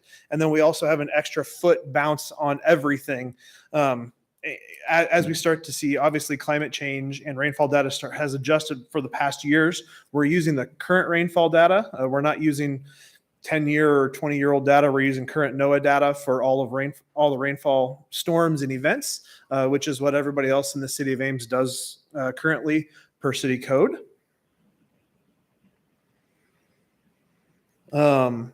One other thing to note, on the west side, there was a little bit of conversation about some of that overflow at the very beginning west of Wellback. We have looked at that. There is a existing stormwater flowage easement on the west side of Wellback. What's happened is that stormwater throughout the years just isn't quite that drainage way off our property isn't big enough. So we've modeled that. Some of that stormwater does come into Auburn Trail, and we've set up to make sure we can handle that and take it through and be able to help improve that area of drainage as well. Just wanted to clarify that note. That gets through a lot of the questions that I heard or comments that I heard the public say. Any questions from the commission? And so the retention ponds are just at city standards, or are they beyond city standards? So we're meeting city standards with those, and then we have extra capacity in them as well. We've got a 1-foot freeboard extra. We make sure they meet city standards, but then they've got an extra foot to store water in a larger rainfall event. had a quick one for you. Can you remind me, I know Justin talked about this briefly right in the beginning, but when you look at the south side of the proposed development and you're looking at lots 16, 17, 18, 19, he had briefly mentioned about how the stormwater would work on the south edge of that. Can you speak just a little bit briefly again? Yep. So there's going to be a drainage swale south of those lots. That swale will flow west to east. And then in between lots 16 and 17, there will be a storm sewer pipe that will convey it north and then get it into, it's kind of, if you follow the flow path, if you were to look at an existing aerial today, there's a low kind of waterway that runs through the field. We've tried to mimic that with our layout. We want to keep water flowing where it is today. And so that water is kind of, as it heads north then it gets up in between the series of lots and follows kind of where the current waterway is today. And we've set that swale up to make sure we can handle any water that comes to us from the south property as well. Okay, thank you. So I just want to repeat, because you spoke very eloquently, but a little bit quickly. So I just want to clarify. No, absolutely. It's me. So I just want to clarify. So the things that you are putting in place, like the city's already planning water flow mitigation thing with the ditch at behind lots 19, 18, 17, and 16, which would be the No. So no, that's just the ditch. There's an existing stormwater flow easement on those lots. And what we've heard is some of the residents said in the past, when they get rainfall event, that ditch gets full and it flows. And then if it overflows, it flows to the north onto our property. So we've made sure that we're providing capacity for that water to come to us and not blocking it or restricting any of the flow. If it does get out of the existing stormwater easement, we're providing a way for that water to get out. Okay, and you're making sure it's not going anywhere else. It's you guys are containing that water and moving it out. Yes, absolutely. Okay, and then the other thing that you mentioned was that you're going to make sure, or you guys are already working on meeting the city code. You already have a little bit higher level of capacity, and your intent or what you've designed is not going to increase the water that's flowing towards like these other properties. So no, that's part of the city code, and your city staff, as much as sometimes I argue with city staff, they do a fantastic job at that. Okay. Your engineering department with their stormwater staff, they really dig into what we design and make sure that what they approve and what they put their recommendation on is really in the best interest of everybody, not only our development, but all of your adjacent neighbors. So that is one thing that we have done. We're making sure that any water releasing, it's going to be at a lower rate than what it is today. We're not putting water onto adjacent neighbors where it isn't going today. We're not changing any flow paths. We're trying to make sure that we're being very good neighbors through the development as well. Okay, so the idea is, from what you guys have researched and planned, is that actually what your neighbors are going to see would be a decrease in the amount of water that's going through like the easements on their property. Yeah. So on the southeast corner, the flow rate, the velocity of the water will be reduced from what it is today. I'm not going to begin to speak on what that's going to do. Their channel erosion. That's the city's working on that project. But our release rate will be following city code as if it's a prairie in good condition. Okay. Then I have another question. Question for you. Okay. So that all sounds, good. My question though is, who's going to be responsible for maintaining that? Will it be but like the development you are doing now? Will it be the Hunziker's HOA going forward? Will it be their responsibility to maintain that? Yeah. So the way that the city code is written, and we're developing a maintenance plan, and we're working with city staff on that. Okay. And it's that on the large basins, everyday maintenance is the HOA's responsibility. They're responsible for mowing, seeding, that type of stuff. As we start talking into the big major maintenance items, that turns into a city item where the city then would take over and do that type of stuff. As an example, the city did that earlier, or maybe 2 years ago, in the Somerset Pond. They did some dredging and some clean out work. And one of the things that we work with city staff on is figuring out how that maintenance is going to happen long term, and making sure that we're actually designing for that through the use of forebays and areas where we want that settlement to settle out before it gets to the pond. So then they're just easier areas to clean as well. Thank you. Yeah. So just on the city maintenance side, right? So Greg kind of simplified that down, which was fine. That's how we talk about it too. So everyday maintenance, it's more than just everyday maintenance. It's basically everything up to dredging. The city is responsible for dredging to maintain capacity. They're responsible for general upkeep of the facility. So that's kind of the bar that city council thought was fair. Development should take care of generally how it operates.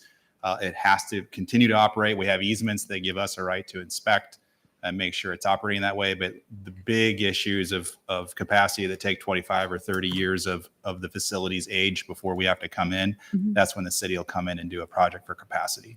So the questions about dredging, just like at Ada Hayden, we need to dredge that to maintain the water quality for the area. The wetlands out there just, they haven't held up because of all the farm field activity that exists to the west of the site, to maybe how we had hoped, but it's an expectation that you do have to dredge ponds. They are not a no maintenance situation. Yeah. and we haven't even talked about how the stormwater management here is different than everywhere else in the city.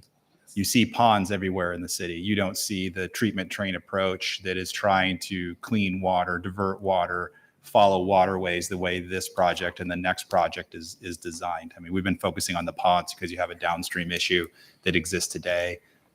Water quality here is being treated better in a more sensitive manner than anywhere else in the city that's outside of this watershed anyways. Quantity controls, all that stuff, that's consistent citywide. The style of how it's done is different here. Yeah, Kelly, can I segue just a little bit? So Ian, I think, had brought up the idea of trying to put in maybe some type of piping to facilitate the water. Is that even something that would be allowable in this area, given the unique kind of conservation subdivision? So within the subdivision, no. Where we have pipes, it's across under roads, where it has to meet some other objective. Everything has to be overland within the subdivision. I think that comes more about the existing waterway. So I don't want to speak for Public Works about that. Our typical approach is not to pipe anything any longer. We want to keep it open. We want to get the benefits of water quality treatment from existing vegetation or planned vegetation. So I'm not saying what can be done to the east or to the south side there, but within the project, there's no piping unless absolutely necessary for a street crossing. Okay. Then my statement's outside kind of our purview, but I was just wondering if maybe going forward, there's a way to make sure that like the HOA from the Hunziker development gets in contact with the other HOA, since it seems like they have a common waterway in a short span of space, to kind of make sure that, I don't know, everybody knows their responsibilities to that waterway. I don't know, just something to think about. I don't know. Again, not within our purview and won't have an impact on how we decide anything, but I'm just wondering, you're talking about being good neighbors, if there's some way to kind of, so 20 years down the road, they're in communication and they're knowing, everybody knows what the responsibility is to that waterway. So yeah, I think it's just way different situations now. The maintenance plan that goes with this project at final plat will be extremely clear. Okay. How it was done in the 90s with just recording an easement may or may not have had a maintenance document with it. It's just a different situation now. I can't tell you the HOAs will talk, but this HOA will definitely know what they have to do. Okay. Any other questions for the gentleman? Okay. All right. Thank you. Any other questions for the Hunziker? Can I ask a question from the engineering standpoint? Public comment has been closed, ma'am. Okay. Anybody else has any questions for the Hunziker?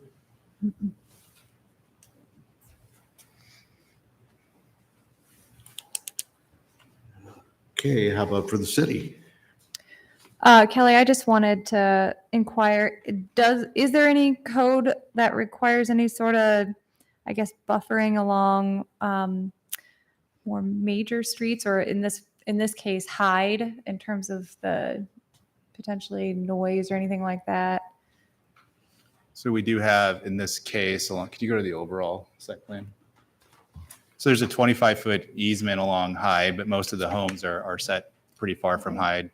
And they're actually going to be above higher up than where Hyde is at that low point at the southeast corner. There is some landscaping that's required, but it's not meant to be a barrier. It's more aesthetic. It's really supposed to be more of an open landscape plan concept in the conservation ordinance area. But we don't do walls. We don't do thick trees or hedgerows anywhere in the city. Okay.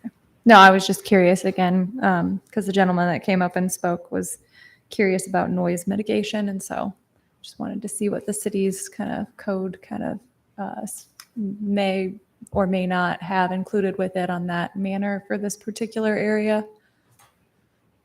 Thank you. Yep. Maybe, Justin, can you go over one more time how the HOA handles the reporting requirements for the maintenance of the, is it the conservation requirements or whatever? How does that process work again? Yeah, and so it's not just for a conservation subdivision, it's for all stormwater facilities in the city of Ames now. So initially when they're constructed, we put up and bond for the initial improvements, okay? And so once everything has been constructed and the city has the as-built drawings and they've inspected it and it meets their standards, then we get that bond released. Then we post an additional bond for 4 years. Basically what Greg was talking about Greg and Kelly were talking about, where it identifies exactly what the responsibility of the homeowners association is. We figure out how much that cost is for 4 years, and then we post that bond to the city. And then after 4 years, if everything has been done, then they release that bond, okay? Then also, all facilities have to be inspected every year and turned in to Jake Moore, our stormwater specialist. And so within,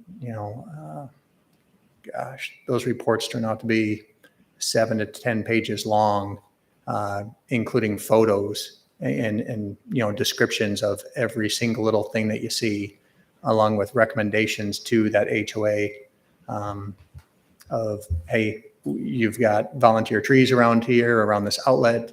This needs to be cleaned up. It's holding water back into the structure. The system isn't working properly, or there's debris that's getting caught in this particular area. Just general things like that are what is documented on that report.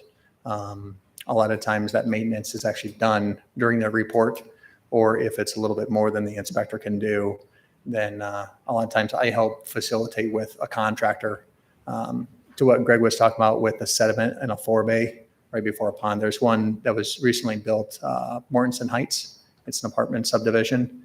And so there was a fair amount of sediment in the forebay. And so volunteer trees were starting to grow in there and holding stormwater back into the facilities. And so Ames Trenching went in, removed that debris, removed the volunteer trees, did that preventative maintenance, so that way the system actually flowed properly. So it's ongoing, and the city gets all those annual reports. Okay. How long is this annual reporting done? And is it the It's- HOA who has to take the It's every responsibility of fall. producing it It's every fall, endlessly for as long as the development exists? correct. Okay. And so it's whoever the property owner is. So on commercial properties where like Wheatsfield Grocery has underground storm chambers, and so it has inspection plates that you pop up the inspection plates, you figure out how much sediment is in the system, different things like that. You go through it and monitor and then report that to the city. So that way the property owner as well as the city can basically assess, okay, there's so much sediment that's occurred, and as soon as it reached this certain threshold, then a professional cleaner needs to come in and pull all that sediment out of the underground tanks. So In this case, the property owner would be the HOA. mhm. And you've heard a lot of the neighbors talk. I hope you're going to bring that information back to when you do the HOA and make sure they understand their responsibilities. When the HOAs are created, I am the president. It was brought up about the trail going through Ada Hayden. And so Parks and Rec specifically asked that the trail after the right-of-way off of Hyde, that it transitioned to a crushed asphalt to match up with what the rest of Ada Hayden Park is. Crushed asphalt, not gravel? Correct, crushed asphalt. Okay. And we did the same thing on Hayden's Crossing, and then Friedrich did the exact same thing on Quarry Estates. And I hope when you're developing, if this is approved, that you'll keep in mind the neighbors. Always do.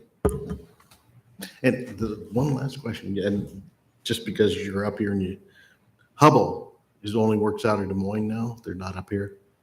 They haven't done a project in Ames since Bloomington Heights. So they can get a hold of Hubble out of Des Moines if they need to confer on them. I think Regency Homes was the original developer, and then Hubble took over when Regency went bankrupt. Is that what? Yeah. Yep. Very good.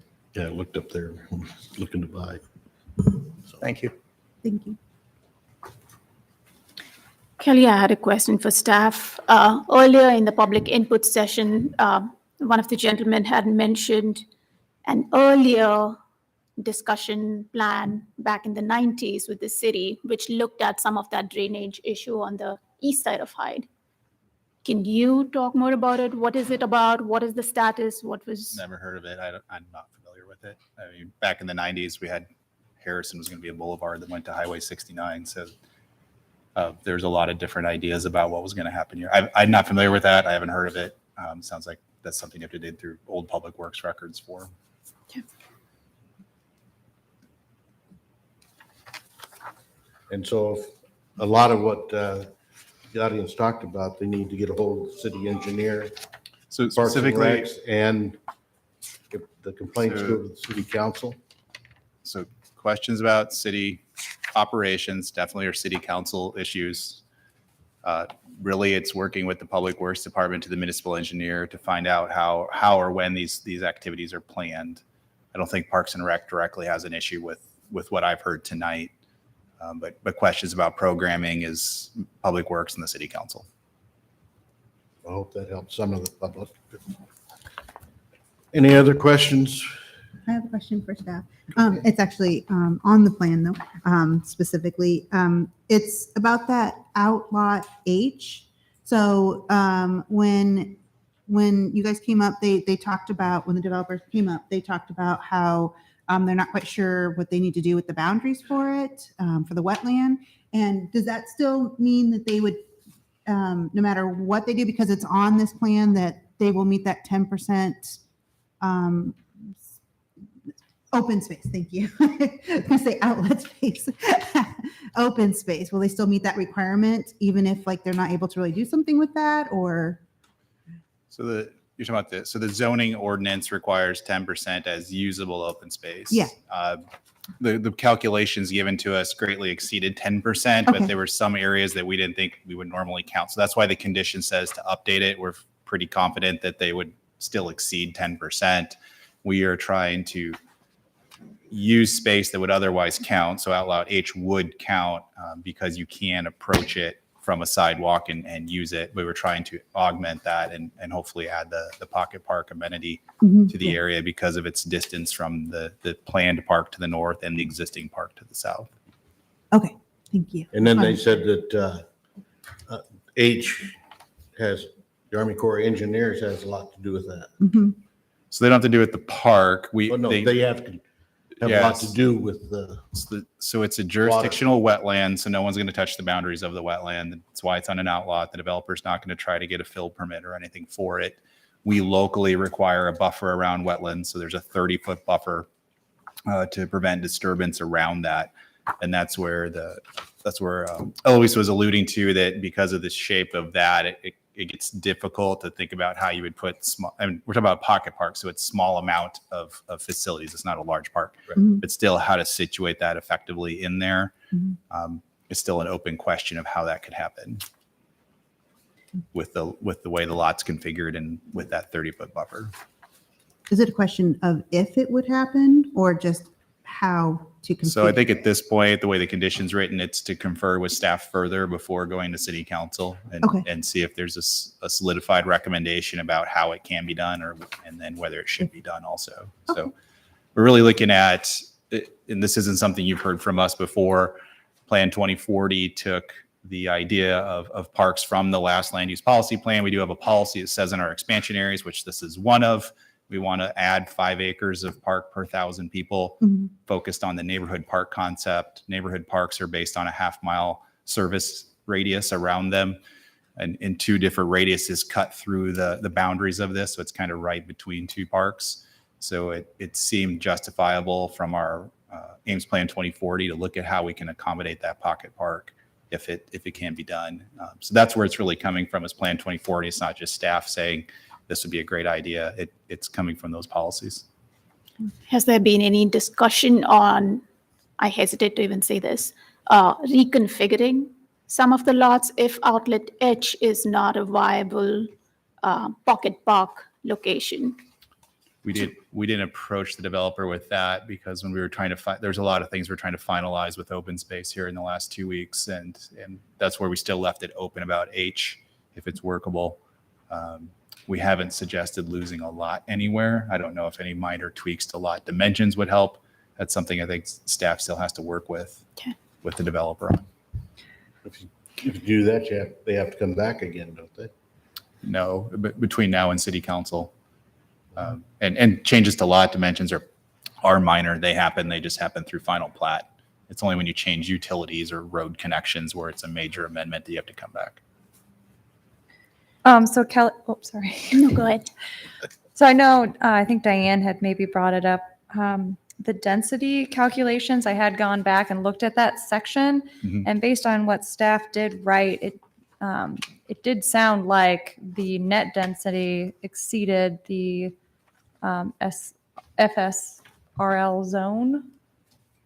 The minimum, though, exceeds the minimum. Oh, okay. So in the addendum, that's the sentence I read, is it exceeds the minimum standard Yes. of 3.75. You want to exceed the minimum right, standard. correct. So if it's Okay. written a different way somewhere else in the report, No, I don't. I just went back and looked at that, and so that was a point of clarification. we So expect all single-family subdivisions to achieve at least 3.75 dwelling units per acre. This project's over 4, which is exceeding minimum essentially standards. the minimum standards. Okay, And perfect. it's well below maximum of 10. Perfect. Thank you. So there's been a lot of discussion today about stormwater, and I see where that's coming from. But one of the things that we did kind of touch on, but did not talk a lot about, is traffic management with the addition of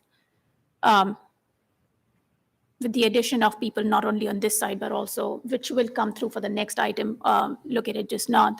I think the staff report talks about a traffic control device up at Grant and West 90th, and then down by Hyde and Bloomington. Do you know what else has been, what kind of discussions have been done for the segment, north-south segment throughout Hyde going down? Because again, traffic has been something that has come up in the past a few times. And even if you do like a quick walk in the evening in that area, you see how fast some of those cars are flying down from north to south. So what kind of, in general, other traffic management devices, if at all, have been discussed? And then specifically also on the south side where you have that pedestrian connection east-west, has there been any talk about stop signs, anything else? What's been discussed? So there is a program, traffic signal at Bloomington and Hyde, that is to be done. The developer contributes towards that. So we almost have collected the developer obligations so we can construct that soon. The city is studying 190th and Hyde. There's a temporary signal there. The MPO, which is our transportation planning organization, that's one of the studies that they're going to be undertaking to look at long-term if the traffic signal is the right control system there. But between those two systems or those two signals, it's really a 2-lane collector street. There are no other devices planned. There won't be any other traffic signals in this corridor. The location for the crossing at the south end that met visibility requirements. So our traffic engineer in consultation with Bolton and Mink, that's the location we arrived at as an acceptable place for visibility on the roadway for a mid-block crossing. Normally, we're not in favor of mid-block crossings, but the distances are pretty large here, so that was acceptable in this case. each of the subdivisions have turn lanes to add protected turn lanes into the project. So with this development, there's the addition of a turn lane into the site. Same with Hayden's Crossing, Quarry Estates, and Hayden's Preserve to the north. The main access points have turn lanes for vehicles. There's no other traffic calming devices planned anywhere along here that I'm aware of. I know the traffic engineer has done speed studies to the south for existing conditions, but I don't manage the transportation division, so I can't tell you what the recommendations were from that. I know city council's responded to those questions along Hyde of speed in the past, but I'm not familiar with what the outcomes of those discussions are. For the pedestrian crossing, are they going to add in a signal device like they have up there, by the hospital, where the pedestrians push the button? It's not planned. It's not planned to be that way. There's analysis that goes into that because of the cost of the infrastructure, the upkeep. We just don't. There's protocols through the MUTCD, which is the Manual of Uniform Traffic Control Devices, that talks about when these are acceptable treatments, when you want to do them, how they work. So the traffic engineer is not requiring that here. Can't say in 5 or 10 years the city might think differently about it, but right now it's not expected to be that way. So essentially, all the different departments that have to have some type of say or would address some of the concerns that that people have brought up, they're all working on their aspects of like this development. So like you said, they've already done like a study for. So the city of Ames, we have what's called the Development Review Committee. So you have fire, water, planning, public works, parks and recreation, if site ride was necessary, if inspections was necessary. We've all had input into the project to reach this recommendation of meeting all city codes. Okay. Thank you. I just wanted to make sure, because sometimes this is the first chance somebody has a Absolutely. chance to say something, and I want to make sure. Yeah, that so I that's think, addressed. I mean, it's just hard at a public hearing. There's a ton of information in the report. You have to look at the plan sheets to really understand the grading and all the differences that go into that. This drawing just helps you know where lots are. It doesn't really explain the project, but you really have to get into the plat documents to understand the details. And those are conversations. If someone has a question, they can reach out to Eloise and hopefully she can answer it, or she'll get in touch with Public Works or traffic and find answers for people if they have follow-up questions. Thank you. That's Any other questions? No. I think I just have one final question. It's mainly just on the recommendation. So for alternative 1 under subsection C, I believe the language kind of at the end where it says in the private common open Yeah, space overlooking the stormwater ponds along the HOA. Yeah. Should we strike along the HOA, or should some other language? I'm sure what it was meant to be saying is overlooking the stormwater ponds within the HOA common area, to try and give direction that it's not about looking at Ada Hayden or somewhere else. It was about the ponds in the project. That's what it was trying to do. I can see we obviously didn't get that corrected at the end. So within the HOA Within the HOA common area. common area, okay.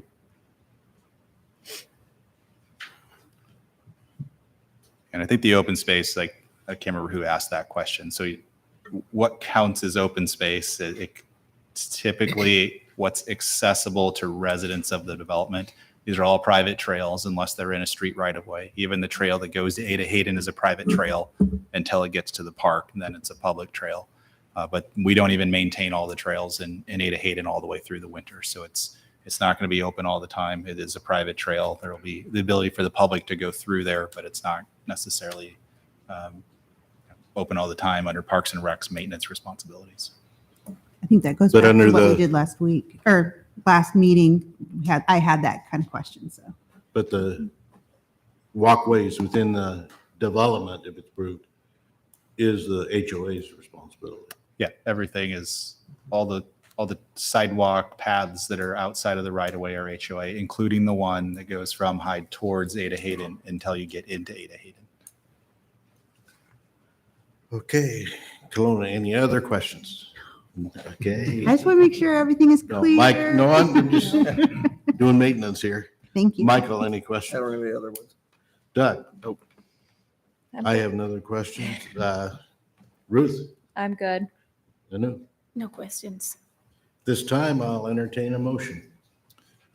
Since you're going to correct alternative one already, Ruth, can you also we left out on F, it should be both Crestmore and the Spine Road. You can see on this graphic that both roads that extend north need to go through that. And we just Oh. called out the Spine Road. So if you weren't going to correct it, I just would have caught it at council. But Okay. we would also include Crestmore in that.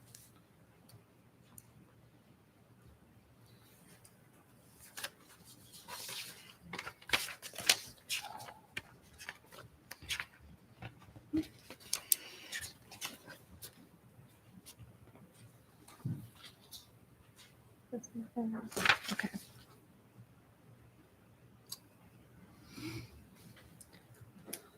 Okay, with that, I will move alternative one, that the Planning and Zoning Commission can recommend that the city council approve the preliminary plat for Auburn Trail Conservation Subdivision at 4605 and 4514 Hyde Avenue, with the following items being finalized before city council approval.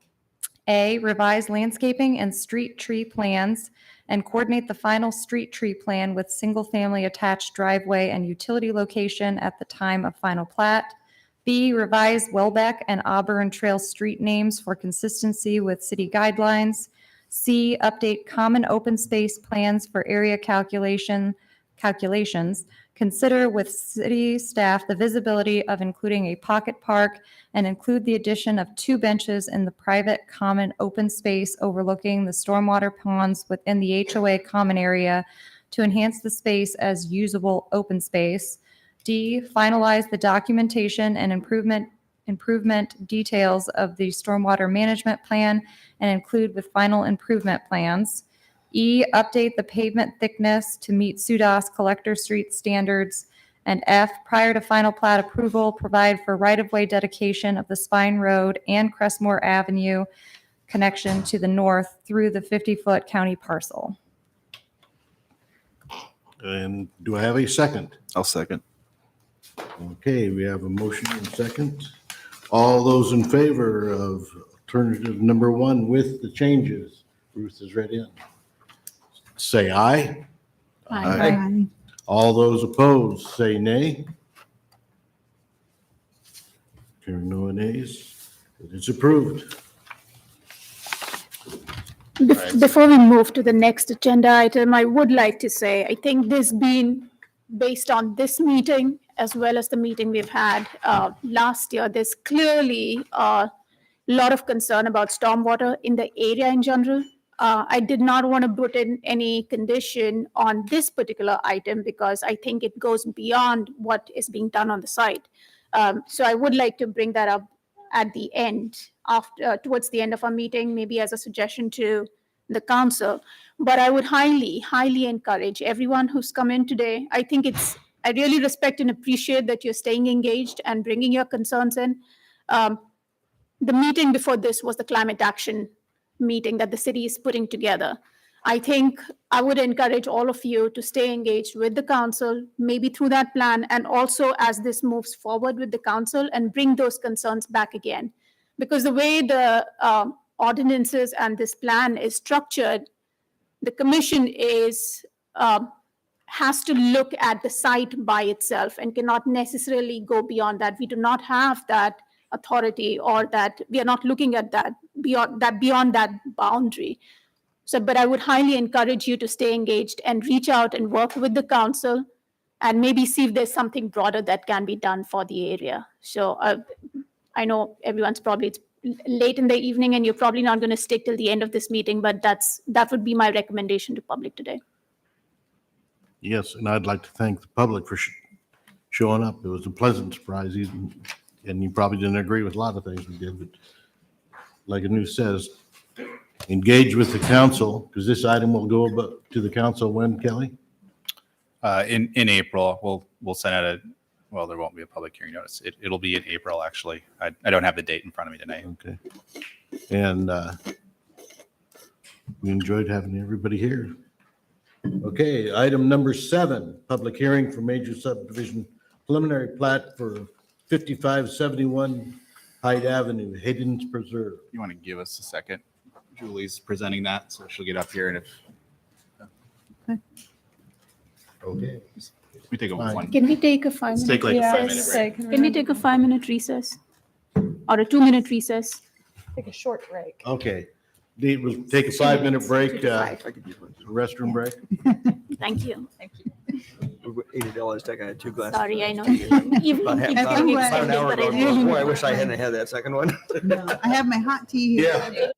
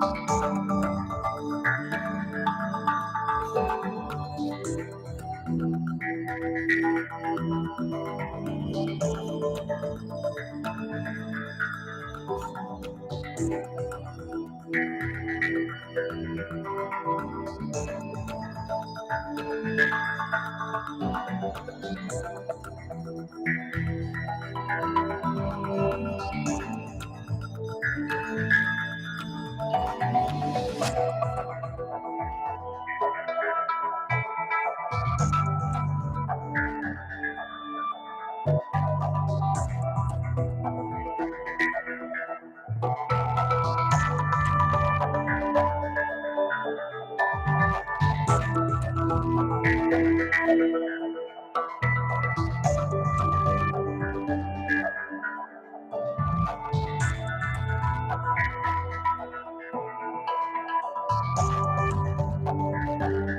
of the meeting, guys. I'm sorry.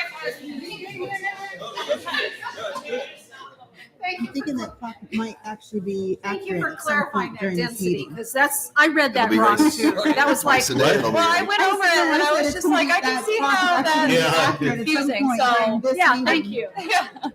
We're already at 9:16. Ian was my boss's boss at one time. He was he was the director of planning, planning office. Kelly, you might want to mention to somebody, the clock is quit working. It's too late. It's too late in the night. Good, delicious. That's what I said. The late meeting. Everybody go. It's been a while since we've been here this long. Good, thanks. Okay, call the meeting back to order. And the next item on the agenda is a public hearing for major subdivision preliminary plat for the 5571 Hyde Avenue, Hayden Preserve. Staff. Good evening. Again, this is a request for a preliminary plat approval for Hayden's Preserve. It is a conservation subdivision based on the previous case or presentation. I won't go into what that means. I think we are aware. So, but we will talk about the specifics and how they are addressing those code requirements. This is Hayden's Preserve. The total area for the entire development outlined in blue here is 173 acres. This is the Auburn Trail development that we just heard about. Excuse me, can you turn up your mic a little bit? Yeah. I'm having a difficult time. Hyde Avenue, is that better? Yeah, it is. Okay. Hyde Avenue and 190th Street is where we are at. Again, this is overall, it's 170 acres. Recently, there was a master plan amendment approved last year. I feel like this is a good exhibit to kind of get the lay of the land. This preliminary plat is not for the 173. It's just for a small portion of single family as detached, attached, where the commercial zoning is and where the FSRM zoning is.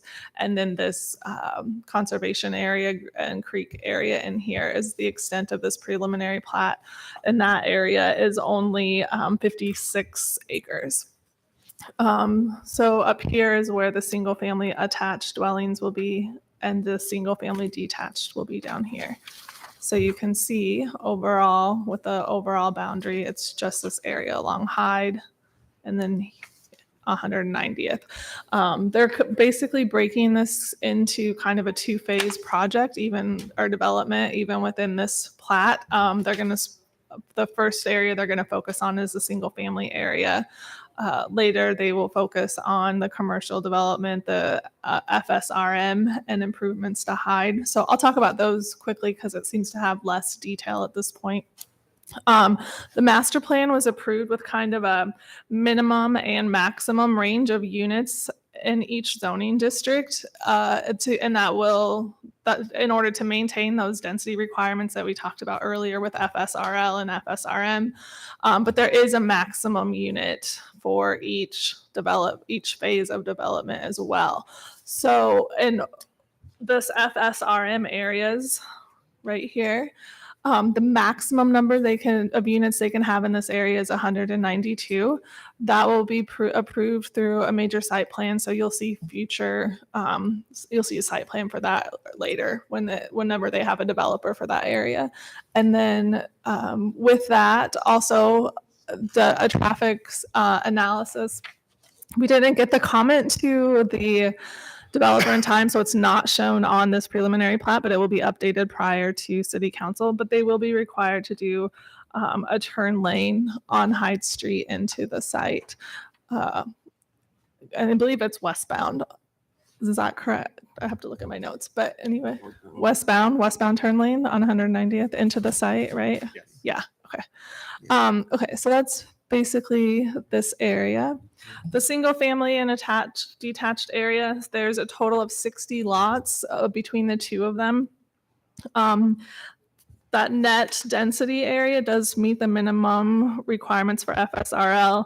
They are at, I believe it was 5.2 dwelling units per unit, so it meets that minimum density requirement. Most of the single family attached is on the north end of that development. There is I'm trying to find a good sheet that has street names on it. So Hyde is just, let's see, let's go this way here.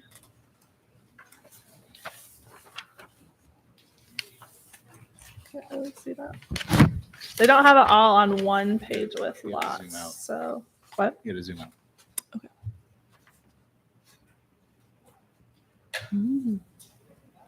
So Hyde is just up here off the page to the north of the commercial districts, and then the commercial zoning and lots are up here.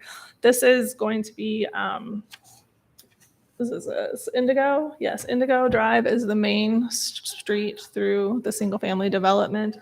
You have an access onto Hyde, which is Banbury. That we decided that's too close to Bayberry, but we haven't come up with determined a final street name. So that's one of the conditions, is to address this street name.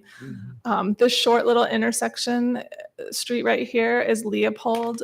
I don't believe the houses, the way they're showing setbacks, they will front off of Indigo and won't have access off of Leopold. And this does line up with the street, the development across the street on Hayden's Crossing. Again, and then let's see, it meets our standard road requirements for those local neighborhood streets, which is I believe 26 feet paving back, and then back to back for curb, and then the total right of way is, I can't remember, where is it at? 55 feet. Is that right? Yeah, 55. They'll have a 5-foot setback on both sides. Eloise in her earlier presentation alluded to the block length requirements in FSRL, and then if they exceed 660 feet, that you have to have a mid-block crossing. So in this area, they will have a trail connection down here to another trail that the developer will be responsible for.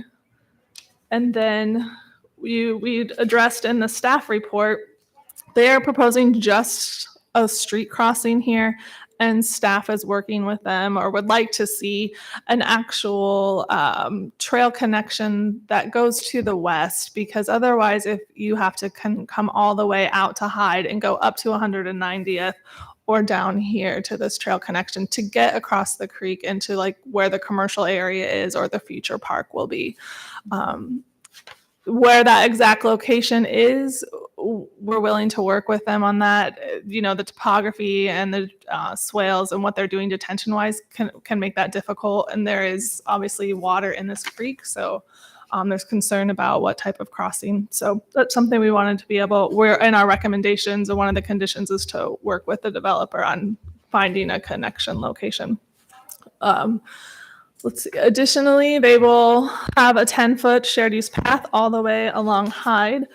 One of the conditions of the pre-annexation agreement is they are required to do the trail in front of their development, but then they're also required to do this section of the trail because this is this is a residence currently, and so since there's no development, there's nothing to really trigger that sidewalk, that shared use path. So the pre-annexation agreement requires the developer to put that in. The timing of that is to match with the installation of the one adjacent to Auburn Trail, or to and within a certain timeline too. I believe it was like 18. It was, I don't know, it's in the staff report, that timeline. So it will go in earlier when development is actually happening. Another requirement of that pre-annexation agreement was a east-west greenway that goes through the entire site.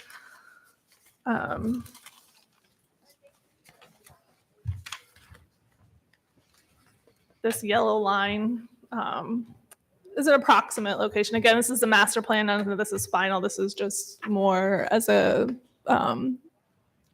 picture of where in the general area. So within that greenway, they are going to put a 10-foot shared use path again. And there is a creek crossing with that. And so in the pre-annexation agreement, the developer is responsible for constructing and bringing the trail to the crossing. And then the city will actually do the bridge. And then they will do they'll do the entire trail as development is phased, but the city is doing that bridge. Trying to think if there's, and then to the most important part, the stormwater detention. Again, this is a conservation easement. I said detention, I'm sorry, stormwater management. Where did my sheet go? Sorry, I lost my sheet. I was organized earlier this evening. I'll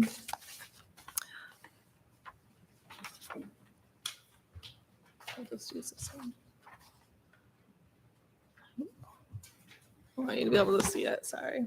So they're gonna have, again, it's gonna be that treatment train design, where it will, there we go.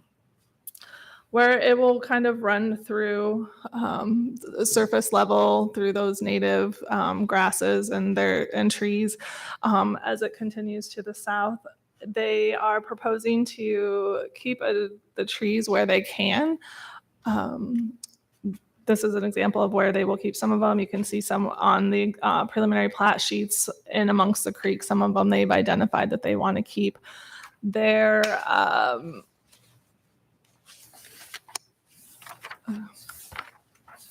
I just forgot what I was going to say.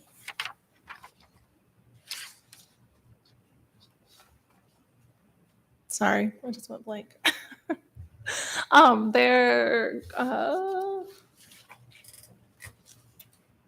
Anyway, sorry. This right here, I did not point out when that north-south spine road goes in, it will only go in for this phase of the final plat, and this is going to be a temporary turnaround for the fire truck. And that will have a shared use path on the west side, 5-foot sidewalk on the east side. With that, that's mostly the project. So I can answer any questions that you have. Staff is making a recommendation of option 1, alternative 1. There's 4 alternatives. I think I've addressed them all. The street name, we still don't have a street name for the spine road. That's something that needs to be coordinated with Auburn Trail as well, since it will run through both developments. Show the turn lane and widening on 190th. Oh, the street plan. They did submit a street plan. It's very,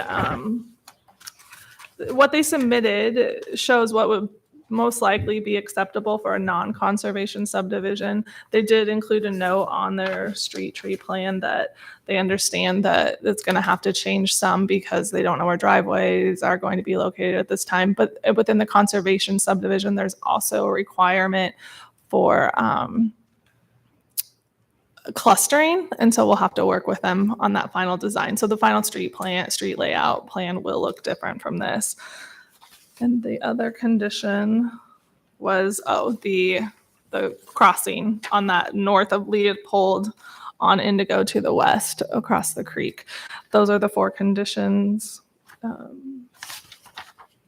But I was gonna, sorry. No, I remember what I was gonna say now. The stormwater area, they have 5 outlets. 3 of them are along that creek, or incorporate the creek in the detention areas. And then this one up here along Hyde is one, and then the other one is to the south near this cul-de-sac. Excuse me, at the south end of Indigo. Okay. Sorry, now I can answer questions. No, I was just trying to orient myself with the drawing. Yeah. It's been a long evening. I know. But the trail connection that you talk about in alternative 1A, is that the bridge that was mentioned in the staff No, report? Or that that's was one. The bridge one was a requirement with their pre-annexation agreement, and that's been in there since then. So they will have to do, if it's approved and they do one that crosses to the west, they will have to cross the water somehow. Yeah. Whether that's like a low flowage and sometimes water crosses over it, whether it's a bridge. I don't know that this went in the packet because this is something we were just having emails back and forth with the developer. But this is where they were proposing just to do a normal street crossing without a trail connection to Hyde or to the west. So if that bridge were, the location is not identified at this time, right? No. Do you know where that might fall in? Well, approximate? it's not specifically, and that's something we would work through with the developer because of how the creek is, where their detention basins are, the amount of flow. I don't think that they've looked at it in detail enough for us to have information for you tonight. More information than we do But tonight. that'll come through down the line. Okay. Yeah. Okay. The sheet, the cover sheet, because then you can see the whole Yeah. project. Right there. Yeah. And we can see everything at once. Yeah. Yeah, it's really small. Here's everything at once. This is the cover sheet of the preliminary plat. So you can see, so between Leopold and this Indigo connection back to Hyde, that's over 660 feet. So if you don't have a trail connection, and the park is in a future plat will be over in this area on the west side. So, and it will be a larger park. Or to even get to the commercial district, commercial use, if it's a neighborhood type use, you would have to go all the way out to Hyde and then either to 190th or all the way down to the south end. So that's just why staff feels that connection's important. So today we are looking at just phase 1. Yes. Which is the red, is that the red bound? 1 and 2. So 1 and 2 are all Okay. within this preliminary plat, but these two, it's just it's 2 commercial lots, this one, and then 2 are FSRM, this one and this one. So the commercial lots are going to be on the east side of the pond or east side of the creek and the west side? It's going to be on both sides. One each. Or there's going to be 3? This is a commercial lot, this is a commercial lot, CSG zoning district, and then this is FSRM. There's a line, right? Okay. FSRM. So just from a sequencing standpoint, even though we're looking at phase 1 and 2 as it's outlined here, and that red boundary on those phases goes along the creek, we will not need to look at any east-west connection over that creek until later. That can come sequencing-wise later too. Well, we want to work a location, I think, out with them sooner than later, but as far as the installation, that could maybe be So delayed. It needs to be decided with this preliminary plat. Mhm. Its implementation can be deferred because the area that it needs to Right. be located is in this plat. Right, but at this point, we don't need to identify the location because that's still being worked out. So staff is asking that we continue to work with the applicant to finalize a location. There's been a couple ideas tossed out, but as Julie said, I think there's a couple of questions about how viable they are. And we want to work through that a little bit more. Staff isn't saying there's only one place that this can work. It needs to happen somewhere south of the commercial and somewhere north of the Leopold intersection to really function well for the flow of the subdivisions in the area, as well as meeting the kind of the connectivity expectations that we have. So we don't need to act on the location necessarily, but as long as that is understood that that is going to come into place, that can be, the exact location can be worked out between now and. Yeah, our condition is worded kind of open-ended. It just says the developer will work with staff to update the preliminary plat to show a trail connection and determine timing. So yeah, we would want that trail connection to be shown on the preliminary plat before it goes to city council. Okay.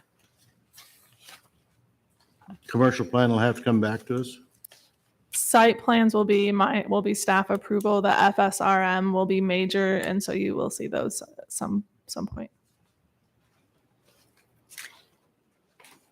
So just one point of clarification. 1D says modify the street name of Bainbury. Is it Bainbury or Banbury?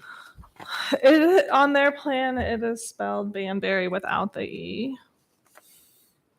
So that's a typo on the report. Okay, so it's Banbury then? Yeah. Okay.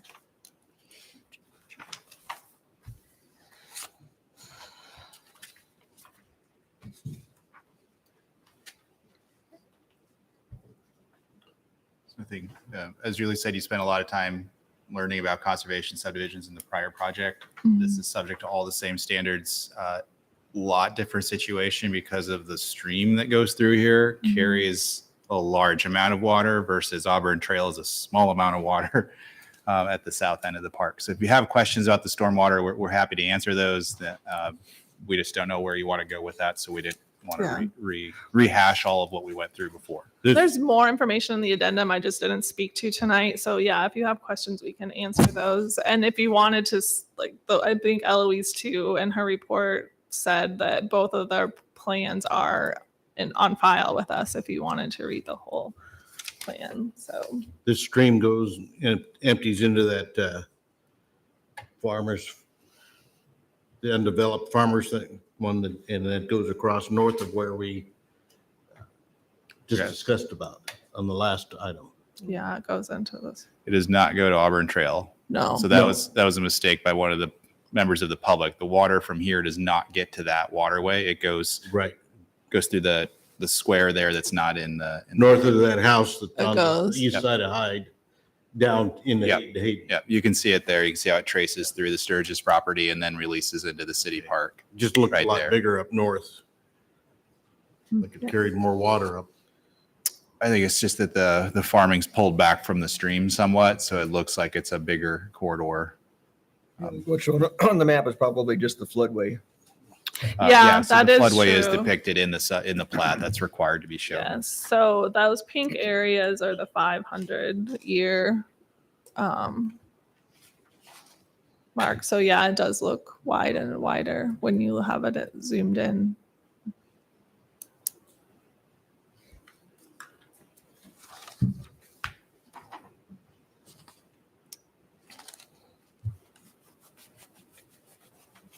So the blue is the 100-year floodplain, if that's what you're asking about, Mike. And the 500 is the dash. Is the pink? Oh, well, you don't. We don't regulate the 500-year. That's just there for information.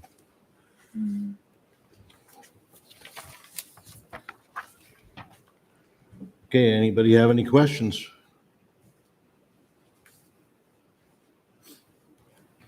Gailna? No.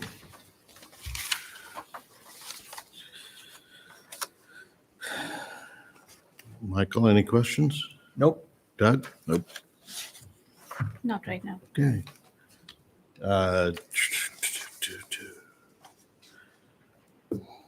Applicant, is he here? Yes.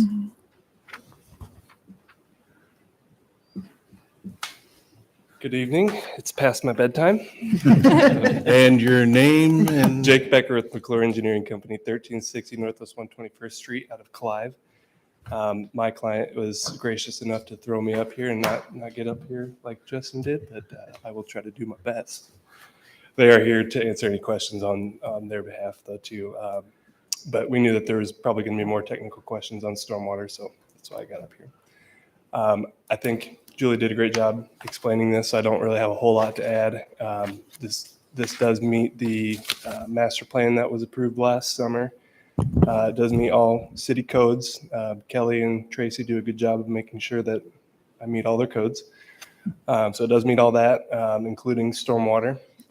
Probably the biggest difference between the two projects that we've talked about tonight, we are actually proposing man-made wetlands as the method for controlling stormwater runoff and quality, as opposed to just wet detention basins that you'd see throughout the rest of the city.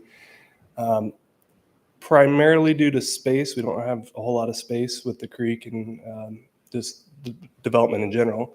to do wet bottom detention basins. So these stormwater wetlands are just as effective at the release rates, but they're more effective in the water quality, which we know is a big issue here. We've met with Friends of Ada Hayden several times and employed some of the strategies that they wanted to see out here.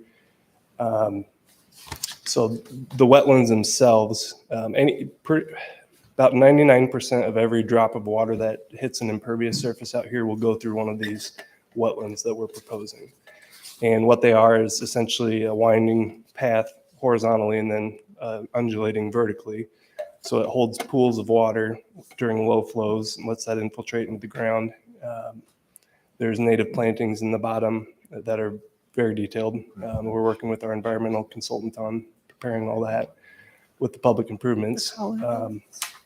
But these do a really good job of controlling stormwater and enhancing all that. Just the same as Greg mentioned, we modeled it as if the whole site was prairie and we're required to release down to those rates. So that's what we're doing. But this will also bring in some of that water quality aspects too of what a prairie would normally do. So that's probably the biggest difference. On the maintenance side, they require different maintenance. I'm not going to say more or less, but different, maybe more mowing, more even burning from time to time. And we have developed a... Excuse me, burning? Burning. Prairie. Prairie. Native, or like a prairie burning. Mm-hmm. So that may be... Burning inside city limits. That may be employed. Yeah. So you just need a permit from the fire department. We burn prairie in the city, subject to fire department approval. Yep. So I mean, we when just put there's, up when there's a ton of... for what Jake's been saying. So we just put up a greater detailed diagram of the stormwater. So Jake was talking about, we just showed you the blobs for the wetlands, but there's way more that goes into the engineering that Jake was speaking to. So those turquoise areas, you can see where Jake is talking about how they route water through them. And they're not just wet ponds to try to achieve more water quality. You can see the path here where water is coming in, and then it has to wind all the way around until it gets out here. And then along that path, there's undulations up and down.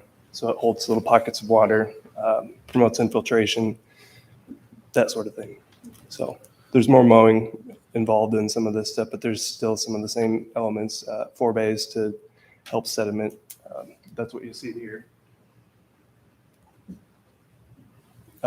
So we've provided access points to provide maintenance for that. And we've developed a maintenance plan, pretty detailed maintenance plan that spells out exactly what needs to be done in year 1, year 2, year 3, and then going on to the rest of the future, I guess. So that is part of this preliminary plat as well. That will fall on mostly on the HOA. No, that was probably going to be a question. Mostly on the HOA. The city would step in it for some things that are spelled out in that plan. Frankly, the city probably has a little bit better means to do some of this stuff than an HOA would, a little more expertise than an HOA would. So we're working with Kelly to determine exactly where that cutoff is for who's responsible for what. Who's responsible for pest control? For pest control, that'd probably be HOA. I'm talking about mosquitoes. Yep. With wetlands, you get mosquitoes. Yep, that is the one downfall that everybody brings up when we talk about wetlands. But it is returning the land back to native Iowa, right? Farming activities have drained pretty much everything and no wetlands anymore, right? So, but we do have vicious mosquitoes in this area. These will be in place before any of the neighbors here move in, so they would know what to expect in that regard. We've paid a lot of attention to education in that sense too, with the HOA to make sure that all the potential property owners out here would know what they're getting into, right? If they're going to live right next to one. Some people might not like it, and there's other places that they could choose to buy a house out here. Some people might really enjoy it because it's going to attract a lot of wildlife, flowers, that sort of thing. What are you proposing on the commercial development up the top end? At this point, we are not proposing anything on the commercial lot other than just kind of some mass grading and on that particular parcel and then creating the lot. There's not a use identified at this point. if a user comes in, they would have to submit a site plan and they would control their own stormwater on that site. Without knowing what type of use and what kind of layout they want, it's virtually impossible for us to say that we're going to handle all that for them. I think we just put us in a bad spot of maybe not using the space appropriately. So we've left that off on the kind of the north side there, but the two residential sides would be controlled by these in this proposal. On the HOA, as you heard in the previous item, the major complaint of the neighbors is the HOA is, 70 pages long. And hard to understand. You might keep that in mind. It'll be Plain more than- language. It'll be more than 70 pages long. More than 70. It'll have more things to do with it. There's no doubt. Yeah, and hearing these concerns, I mean, I don't want to speak for the developer, but I can assure you they don't want those same issues down, the road 10 years, 15 years from now. Somebody calling them and saying, hey, I didn't know this. So they're going to do everything they can to make sure people know that. I hope so. I had a question. Can I ask a question now? Go Okay. ahead. Just wanna make sure. Thing you want. I've been staring at these pretty hard. So I see so you have your commercial and then you have your residential area. I know you said it's going to be up to the HOA for the waterway and the wetlands, but for the commercial, is there going to be some kind of coordination between the commercial area? Because they're right up on the other side of it? Sure. I might let Casey talk about this a little bit, but Okay, I was just I curious. believe that the intent is to set up one master HOA for the whole thing. And then there might be some sub HOAs underneath that. And the commercial might fall into one of those. Is that right, Casey? Okay.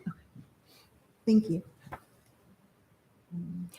I don't know if you can answer this, but the staff report mentioned that the design concept was also shared with representatives of Friends of Ada Hayden. Is that something that was done by the applicant or by the city? It was kind of a joint venture. Okay. We knew Do you that have, sorry, go ahead. no, do you have any feedback from what that discussion, like what did you hear back from them about? Yeah, we subdivision? heard from Dr. Pease that what he wanted to see specifically on this sheet was some of these swales in the backyards to capture runoff from the backyards and actually get them into the basins instead of just letting that sheet flow into the creek.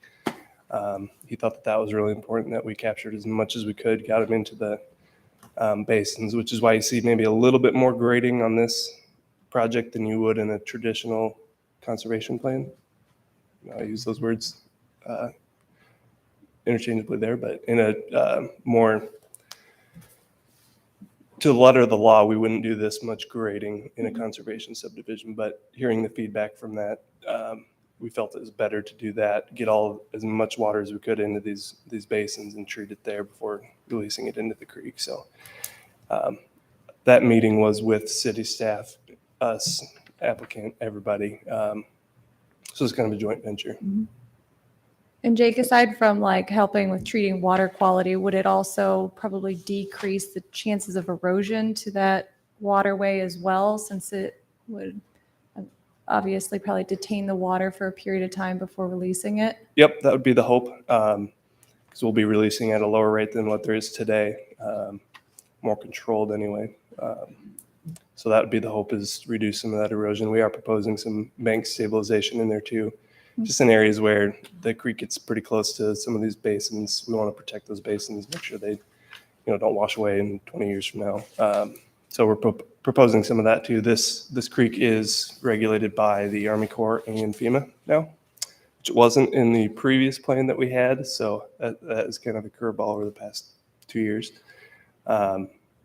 So it does present some challenges for the additional crossing that we're talking about. But in general, we're in agreement with that additional crossing and talking about what it looks like. I think if it were a bridge that were borne by the cost of the developer, I think that would cause us a little heartburn. It's because it hasn't been discussed until this past week, and it's a lot of costs that the developer would have to bore. If it's a low flow crossing, something like that, I think that's more palatable for that area. So we are committed to to working with Kelly and staff on that. So we're comfortable with the recommendations in the staff report.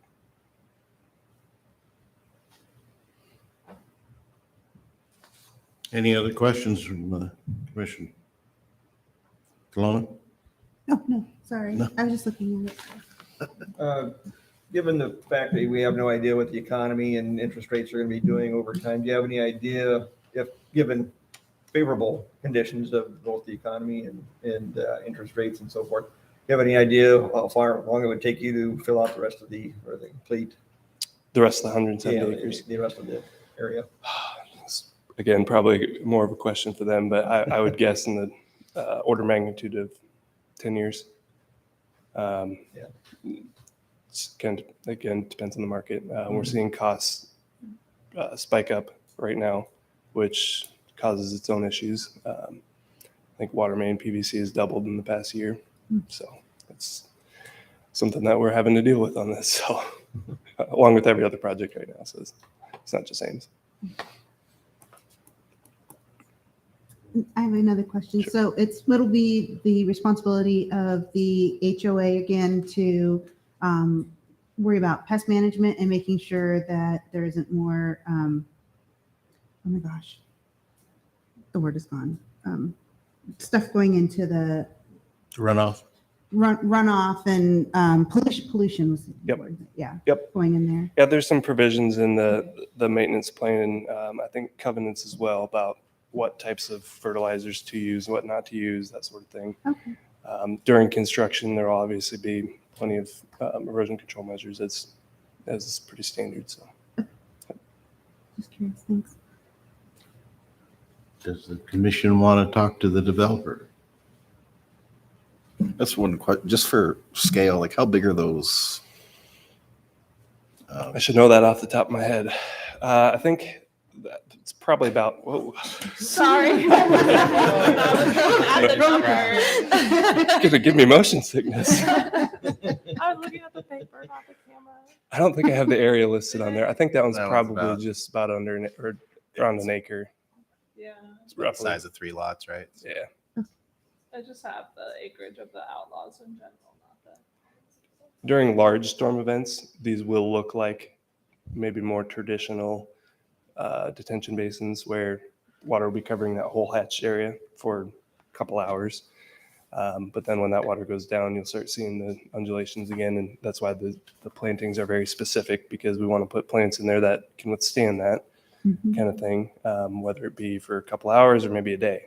So there's different zones in there. If I had the public improvement plans with me, you could see the different zones that are in there, which would require different plantings. It's very detailed and very tedious. I won't bore you with all that today.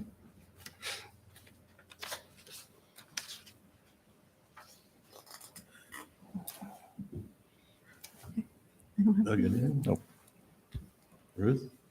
I mean, I just want to say, I think it's neat that you guys are looking at doing something, I understand you have to obviously do something different given this subdivision and the requirements, but I've seen these undulating basins in person and kind of gotten to hear in more extensive detail in Polk County about how they function. And I think it's, again, neat to see it now in a residential kind of area, larger development.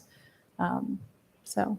Yeah, I think that's what we're going to see, going forward. We talked about climate change tonight, environmental concerns. I think that's what we'll see going forward, is more of this kind of treatment in residential settings. It makes a lot of sense for a lot of I would reasons. hope too that it could, in the future, avoid some of what, unfortunately. Yep, and we're hoping that this is, kind of a showcase for the city, for the developer, even for us as engineers putting these plans together, kind of a showcase of how this can be done and be effective in residential areas. So, Thank you.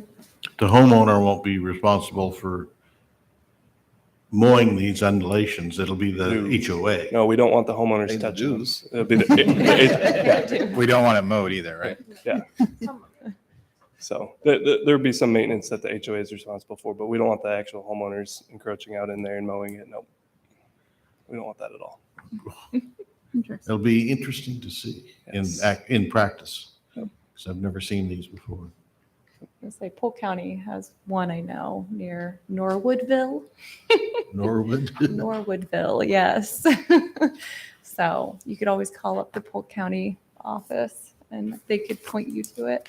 It's neat to see again in person something on a map like this where it's obviously very flat, and then to see this happening, you know, in real life. So Yeah, and that, I wish I would have sent this over to Julie to have for this meeting, but this may be a little selfish because I was the one who drew this. Got my landscape architecture hat on there, but I've got an exhibit that basically shows all this in very nice, color, pretty picture drawing. That is a very pretty picture. Beats the heck out of these black and white engineered drawings. So for the next meeting, I will make sure that gets in the packet.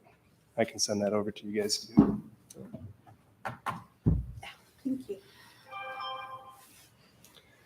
But if there are any other questions, I'm happy to answer them. I didn't hear any about traffic, but I think that's pretty straightforward too. I do like your personal drawing. It's very nice. I'm not that great, but learning. It gives us a chance to visualize it a little bit differently, though, like you said. So.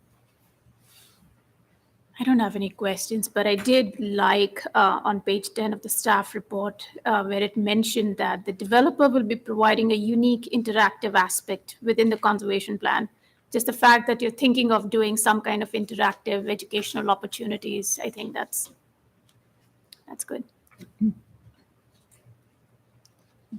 This project has been around for quite literally my entire career so far. So we've been working on it that long. Has that been long? Yeah, it's been a while. So I'm excited to see something else. Does anybody have any questions of the man in back? Thank you, guys. Thank you. You want to talk to him? No? You're going to get off easy tonight, it looks All right. like. He's gonna take it. Unless you just want to talk. Yeah, this is That's the one okay. We can thing come up that here you and want to talk. share. Okay. Public comment. Anybody wish to speak to this? Have you filled out a form? No, I will. I'll fill one out. And introduce yourself and your address, please. My name is Scott Sanga. I live at 2218 Audubon, which would be right across the road from that. My house backs up the top parking lot for Ada Hayden. Oh, okay. So we've been watching that whole valley and everything, you know. A couple of things I think that's very important to consider when we start looking at site plans.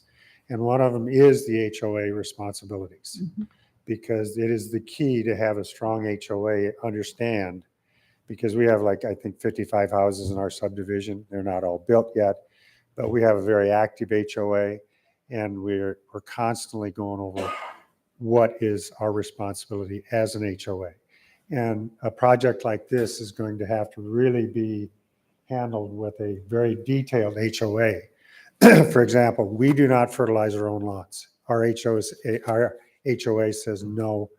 The association does, so homeowners cannot. So we look at phosphorus runoff, things like that, and that's key here for this too. I've been in ag all my life. I've been working with water all my life, so I'm sitting back there with the first discussion, pulling my hair out, because there's a lot of things when you start looking at water, water quality, controlling water, runoff, and all that, that needs to be followed and done right. And yes, and you know, no reflection on the city, things that happened 20 years ago have changed today. You know, it's just happened.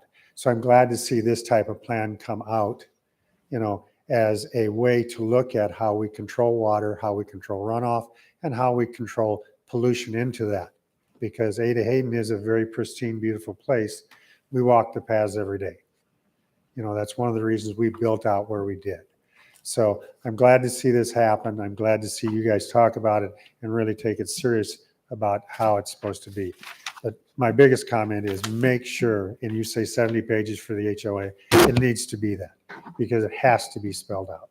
It just has to be. We've had a couple homeowners say, well, I want to opt out. Sorry, you built in here, you're in it. You know, So you have to have a strong HOA and make it work. So thank you. Thank you.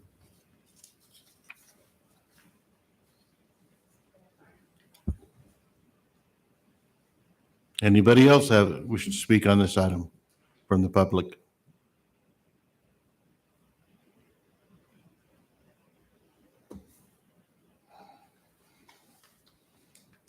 Any discussion on from the commission?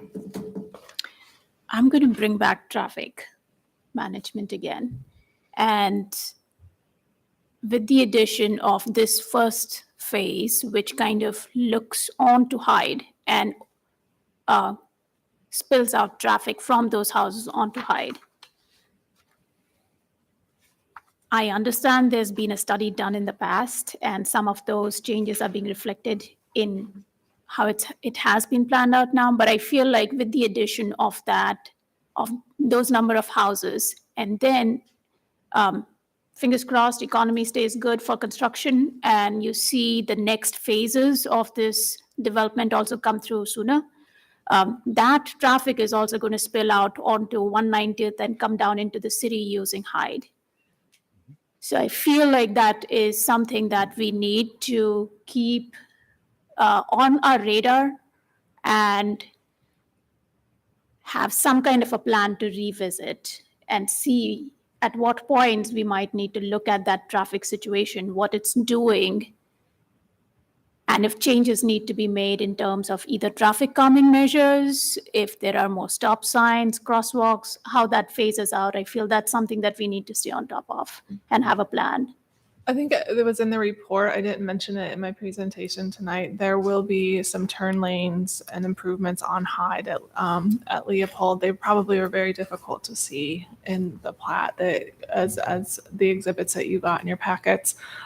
They also they're required by the pre-annexation agreement to contribute to a traffic light that will go up. Yeah, that's at the end, right? That's at 190th and Grant. Is it Grant and Hyde? It's not actually that one. It's Bloomington and Hyde. That's Down south, Yep. which is way further south. I'm talking about just this segment as it's coming into the area that is currently developed and exists. There's a traffic light already up there, a temporary one, Yeah. that they're going to do something different with, either roundabout or a Yeah, permanent I'm traffic. not sure what those traffic measures are. I'm just saying that with the addition of these houses and the development that we just kind of approved prior to this, we need to have some kind of a plan that we keep in mind on how and when we visit that traffic situation and address any issues that are identified at that time.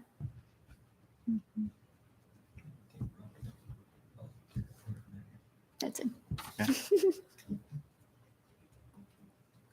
I mean, I just want to reiterate, so it's been studied multiple times.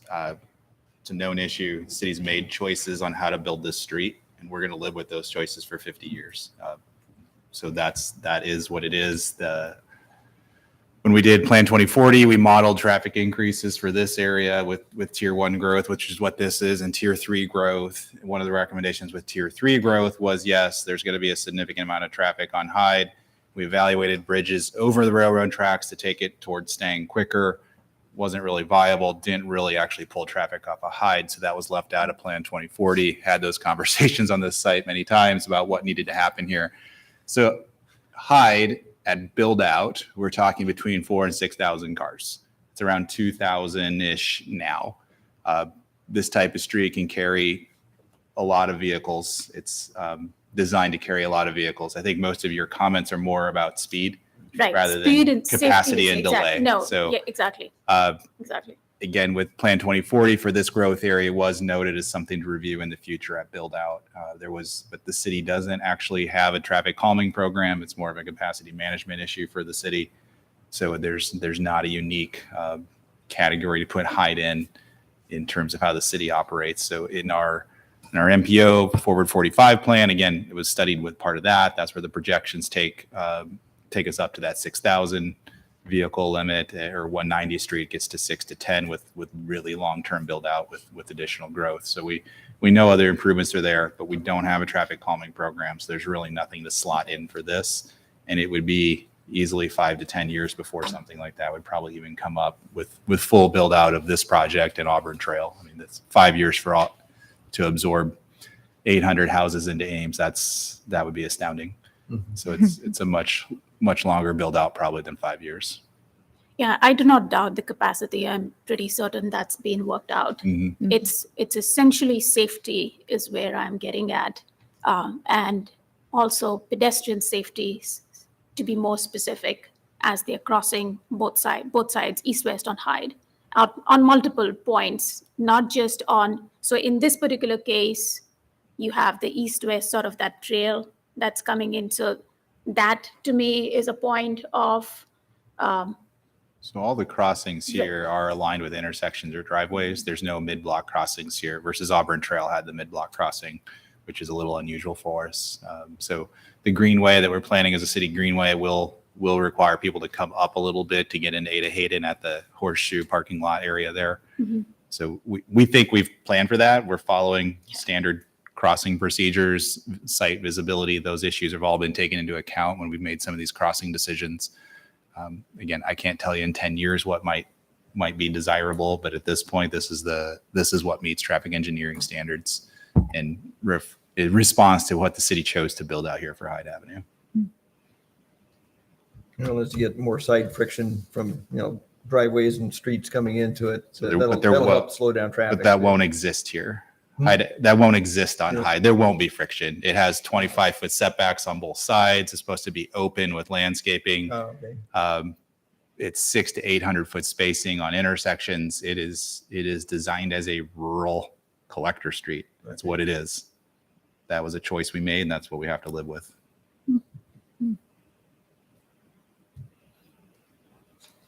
If I may interject something here, I've had a conversation with the Ames Police Department, and they're well aware of the speed issue out there, and they are working towards controlling it. So again, it's citizen involvement. If there's an issue, get a hold of the department, you need to get a hold of them.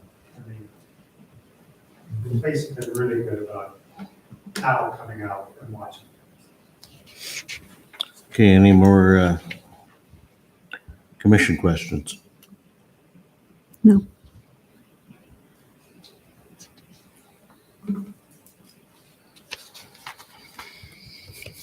Then anything else from the staff or applicant? Not really. I just wanted to echo what Jake said. As you saw, two different conservation subdivisions here. They both have to perform the same, but this design leaves the water that's flowing through the site kind of alone versus Auburn Trail ended up having to build large ponds to contain the water that was flowing through the site and the water that they're creating. So it's we have treatment train approach and some of the same features that Jake was talking about. There are some wetlands in there too, but this is definitely a more progressive approach. If you remember back 3 or 4 years ago, the last plan had a giant lake essentially here instead of any wetlands. That was the original concept, and that went bye-bye with becoming a stream corridor that was under a Corps and FEMA control. So we had to look at this differently. But it's interesting that it's a testament, I think, to the effort by the applicant and by our own conservation ordinance, the water quality. It's the most significant issue out here. It has been for the 7 years I've been involved in talking about development out here. And tonight you're hearing really no comments about this project in terms of the details of the stormwater, because it's been discussed so many times. The attention has been there through this review. And we're very confident this is going to be a great enhancement to the watershed when you see this project done. The wetlands will be an interesting thing. We'll have more responsibilities probably as the city than we do with detention ponds, but we're hoping that trade-off in quality is there to warrant everybody's attention and efforts in doing this. Like I say, I've never seen anything like this before. It'll be interesting to see at the end. But, okay, at this time, I'll entertain a motion. I'll go ahead and move alternative one, that the Planning and Zoning Commission recommend that City Council approve the preliminary plat for Hayden's Preserve at 5571 Hyde Avenue with the following conditions. A, that the developer will work with staff to update the preliminary plat to show a trail connection and determine the timing of installation from Indigo Drive north of Leopold Drive to the west. B, update the street tree plan to provide the required clustering of trees in a conservation subdivision. C, update public improvement plans for a turn lane and widening on 190th at the intersection with the Spine Road, and D, modify the street name of Banbury and include a name for the Spine Road in coordination with the naming of the Spine Road and Auburn Trail. Second. Okay, all those in favor say aye. Aye. Aye. All those opposed say nay. Hearing none, so approved. Okay. Number 7, mission comments. First of all, I'd like to get a due to Anu and Doug. And, you know, thanks, enjoyed working with you both. Didn't agree with you all the time, but it was, enjoyed working with you guys. And learned a lot. That's the beauty of it. You don't have to always agree with each other. You're supposed to bring different perspectives. That's right. You're supposed to all agree with me. But, you know, we went through some trials too with that not having enough people on the commission. The tied vote was a toughie. We all lived.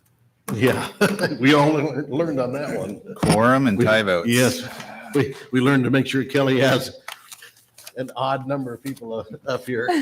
I definitely prefer that. Do we have new people coming or 3? Yep. We'll have a full commission of 7. Okay. So Nice. 3 new ones. Three, right? Yeah. They should have been appointed at the last meeting. Yeah, on March 8th, they were appointed. Okay. And next month we do the election. Yep. So we talked about this in the bylaws last time. We'll put it on whenever your next meeting is in April, then election of officers occurs at that point, and then review of bylaws is scheduled for May. Okay. Staff comments. You said it, right? I'm good. I'm done. You're done? Totally? Yep. You're outlasting city council at this point. I do want to add in something. Are we done with commission comments? I was gonna say, I think we can go back because I We want to can go back. say I want to speak. thank a you to little bit. Doug and Anu, and we're gonna miss you guys. Yes. So again, it's Thank you for your been- service. Yeah. yeah. Thank you guys. Thank you. It's Learned been so much from both of you, and also happy birthday to Anu. I promised. I didn't say it. I promised I'd wait until everyone else generally left. So Thank you very much. thank you Monday again for birthday. serving on your birthday at Thank you. this. This might be the Very longest long. meeting I've been at. On Of your course, birthday. you do know this went out over the television. Oh, Which is well, all. I think that's a good point. I guess this is Probably still on ones of public. yours. Sorry. Probably my wife watching this. Okay. I do want to add in, I wanted to bring this up. I kind of brought this up during the first item on the agenda, or the first public hearing item on the agenda. It was not necessarily tied in to that specific site, so that was not a condition that I wanted to make for that site. But we've heard enough of these stormwater concerns over the last couple years, at least, that I've been working with this particular area. Clearly today, there were a lot of people who are affected and who are worried and concerned about how some of these new developments are going to impact their situation, their lot. To that extent, I would strongly, strongly encourage and recommend to the council that the review or identify some method or mechanism to review stormwater and stream bank improvements that are being looked at as a capital improvement program, but to look at it for this broader area and see how some of these developments, which come at different points in time, how they might be interacting with each other and what that impact is on existing developments that have been constructed and established a decade or more ago, or how it's going to impact in the future. Because it's easy to sort of miss that at times. So I would strongly encourage to figure out some way of addressing this. And I know at least one of them in the public mentioned that they need more of neighborhood input and more of people input in some of these discussions. So to the extent some of that can be brought in, I know it would be ideal if some of these are done during the comprehensive plan updates. That's where people are supposed to I'm come going to in. step in to represent city. I think you're shortchanging the capital improvements program and the stormwater management program that we have as a city. So we plan on a 5-year basis. We do assessments of all of our infrastructure on a 5 to 10-year basis, and then we prioritize improvements. When we do projects, we do neighborhood outreach about the projects. Everybody can participate in the CIP process. So I don't think it's not that we don't have programs. I understand tonight there's a planned project that apparently isn't completely defined and didn't get a satisfactory answer to that neighborhood about what that is. But I feel like if we were to just say that the city's not doing something, not planning for, not programming for, that would be kind of misguided. And No, and that was not my Okay, intention. 'cause- If it came out that way, I apologize for it. That is definitely Big not public where I'm works, coming from or where I want to go. Okay. My point was basically that we heard all of these concerns today. To the extent we can figure out a way so that they feel they are heard and their input is being taken in to look at stormwater in that wider area. I don't know what that mechanism needs to be. But if we can keep an eye on that again, and if there's some way that the council and the staff can figure out what's the best mechanism to address those concerns. I know that there's I think that's where there is a whole Friends of Ada Hayden group. The city is very responsive between Public Works and Parks and Rec about how North Ames is the most looked at stormwater area of the city. It's almost, other areas get it too, but this is obviously the jewel of the city that we care about from a water quality standpoint because of a lot of different factors. So I can't say that we're not doing those things. I think you heard people tonight that haven't been involved. That doesn't mean that we're not running programs or giving people opportunity to participate, and they haven't. So I'm not sure where, I don't know what better outreach is. Nor do I. So I Kelly- think not the commission, but the council needs to. yeah, the commission Yeah. doesn't have a role in this. The This is commission about does not city have a role. budgeting and No. Public Works Department maintenance activities and Parks and Rec maintenance activities. So it's, And I understood too, that a lot of what the public was addressing we didn't have control over and stuff, but I thought it was important to let them talk. Otherwise, you're gonna have 30 people that are pissed that we didn't let them talk about their concerns. But the city, they should have brought it to the city engineer and the city council is where the proper medium is for them on that. As I absolutely. So I think if you wanted a memo from staff to tell you what programs we do have, I think that's something that can be done. I can ask for Public Works to outline what we do now. But I think we do approach the Ada Hayden area with very, very high sensitivity Part of about the water many system people. for Iowa, or Ames, I mean. Yeah. Yeah, I guess I'd be curious to know in terms of like, say for instance, someone from the public calls, like how do they get routed if they're, if So they feel like This they're isn't having. really planning and zoning commission territory. No, This is it's- city activities and operations. This is city manager functions, really. Right. But again, I appreciate knowing how these pieces fit together so that in instances like this, we would be able to at least help the public know what. Directive to the. Yeah, exactly. So they're not. Hopefully everyone then is clear on what our role is and then what they can do to get their concerns heard. Because I feel like stormwater management has continually come up and probably will continue to come up in the foreseeable future, given what we are seeing. I think there's a lot of reasons. So that's where 5B was adopted in 2014. It was not codified to the level it was now. It was case by case review with some quantity control measures in place. So we had some, but not as specific as we do now.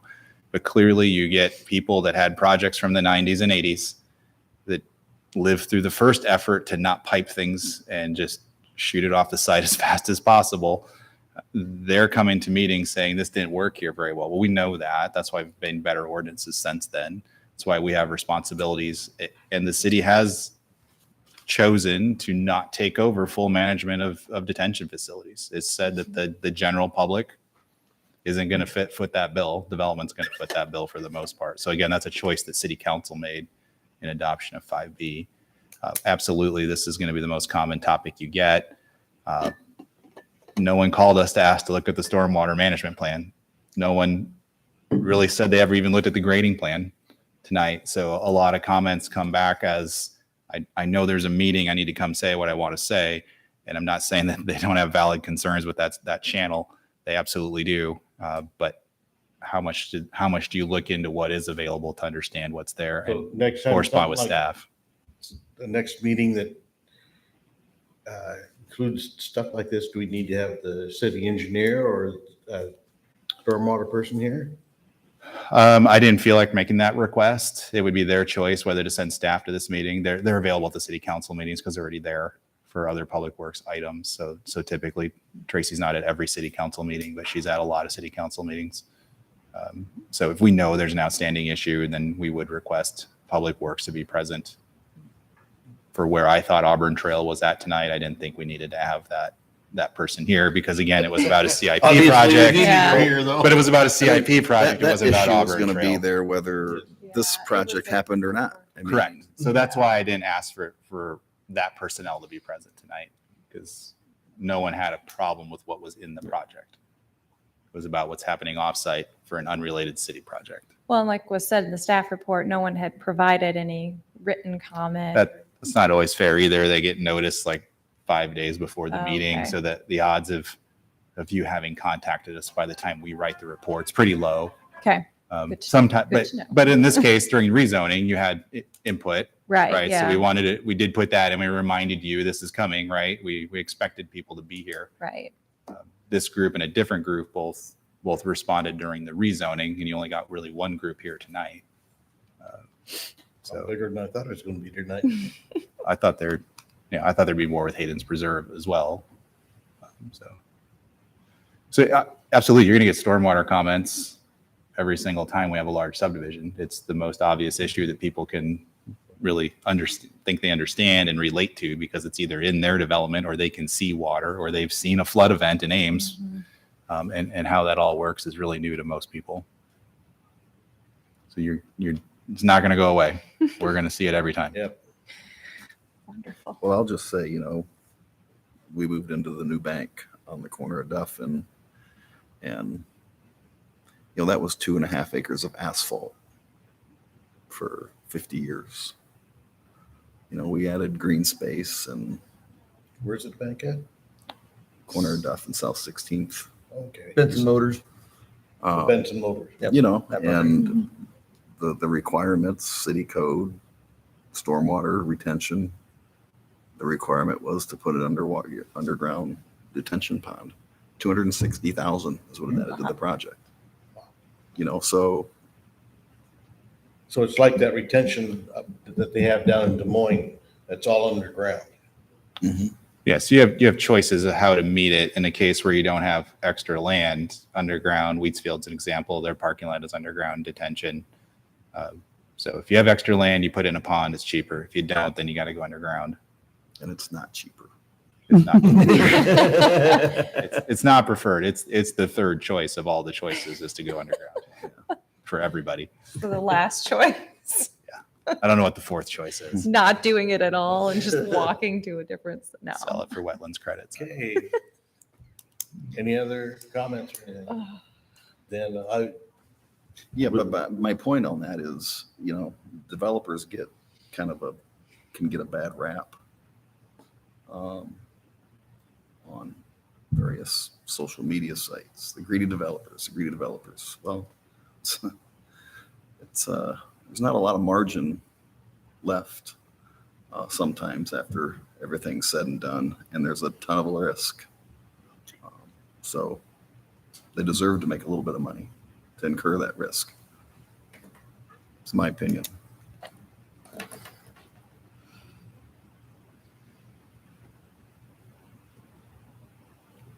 this time I'll entertain a motion for adjournment. I move to adjourn. You sound tired. I was gonna say, I need more gusto. Okay, we're adjourned.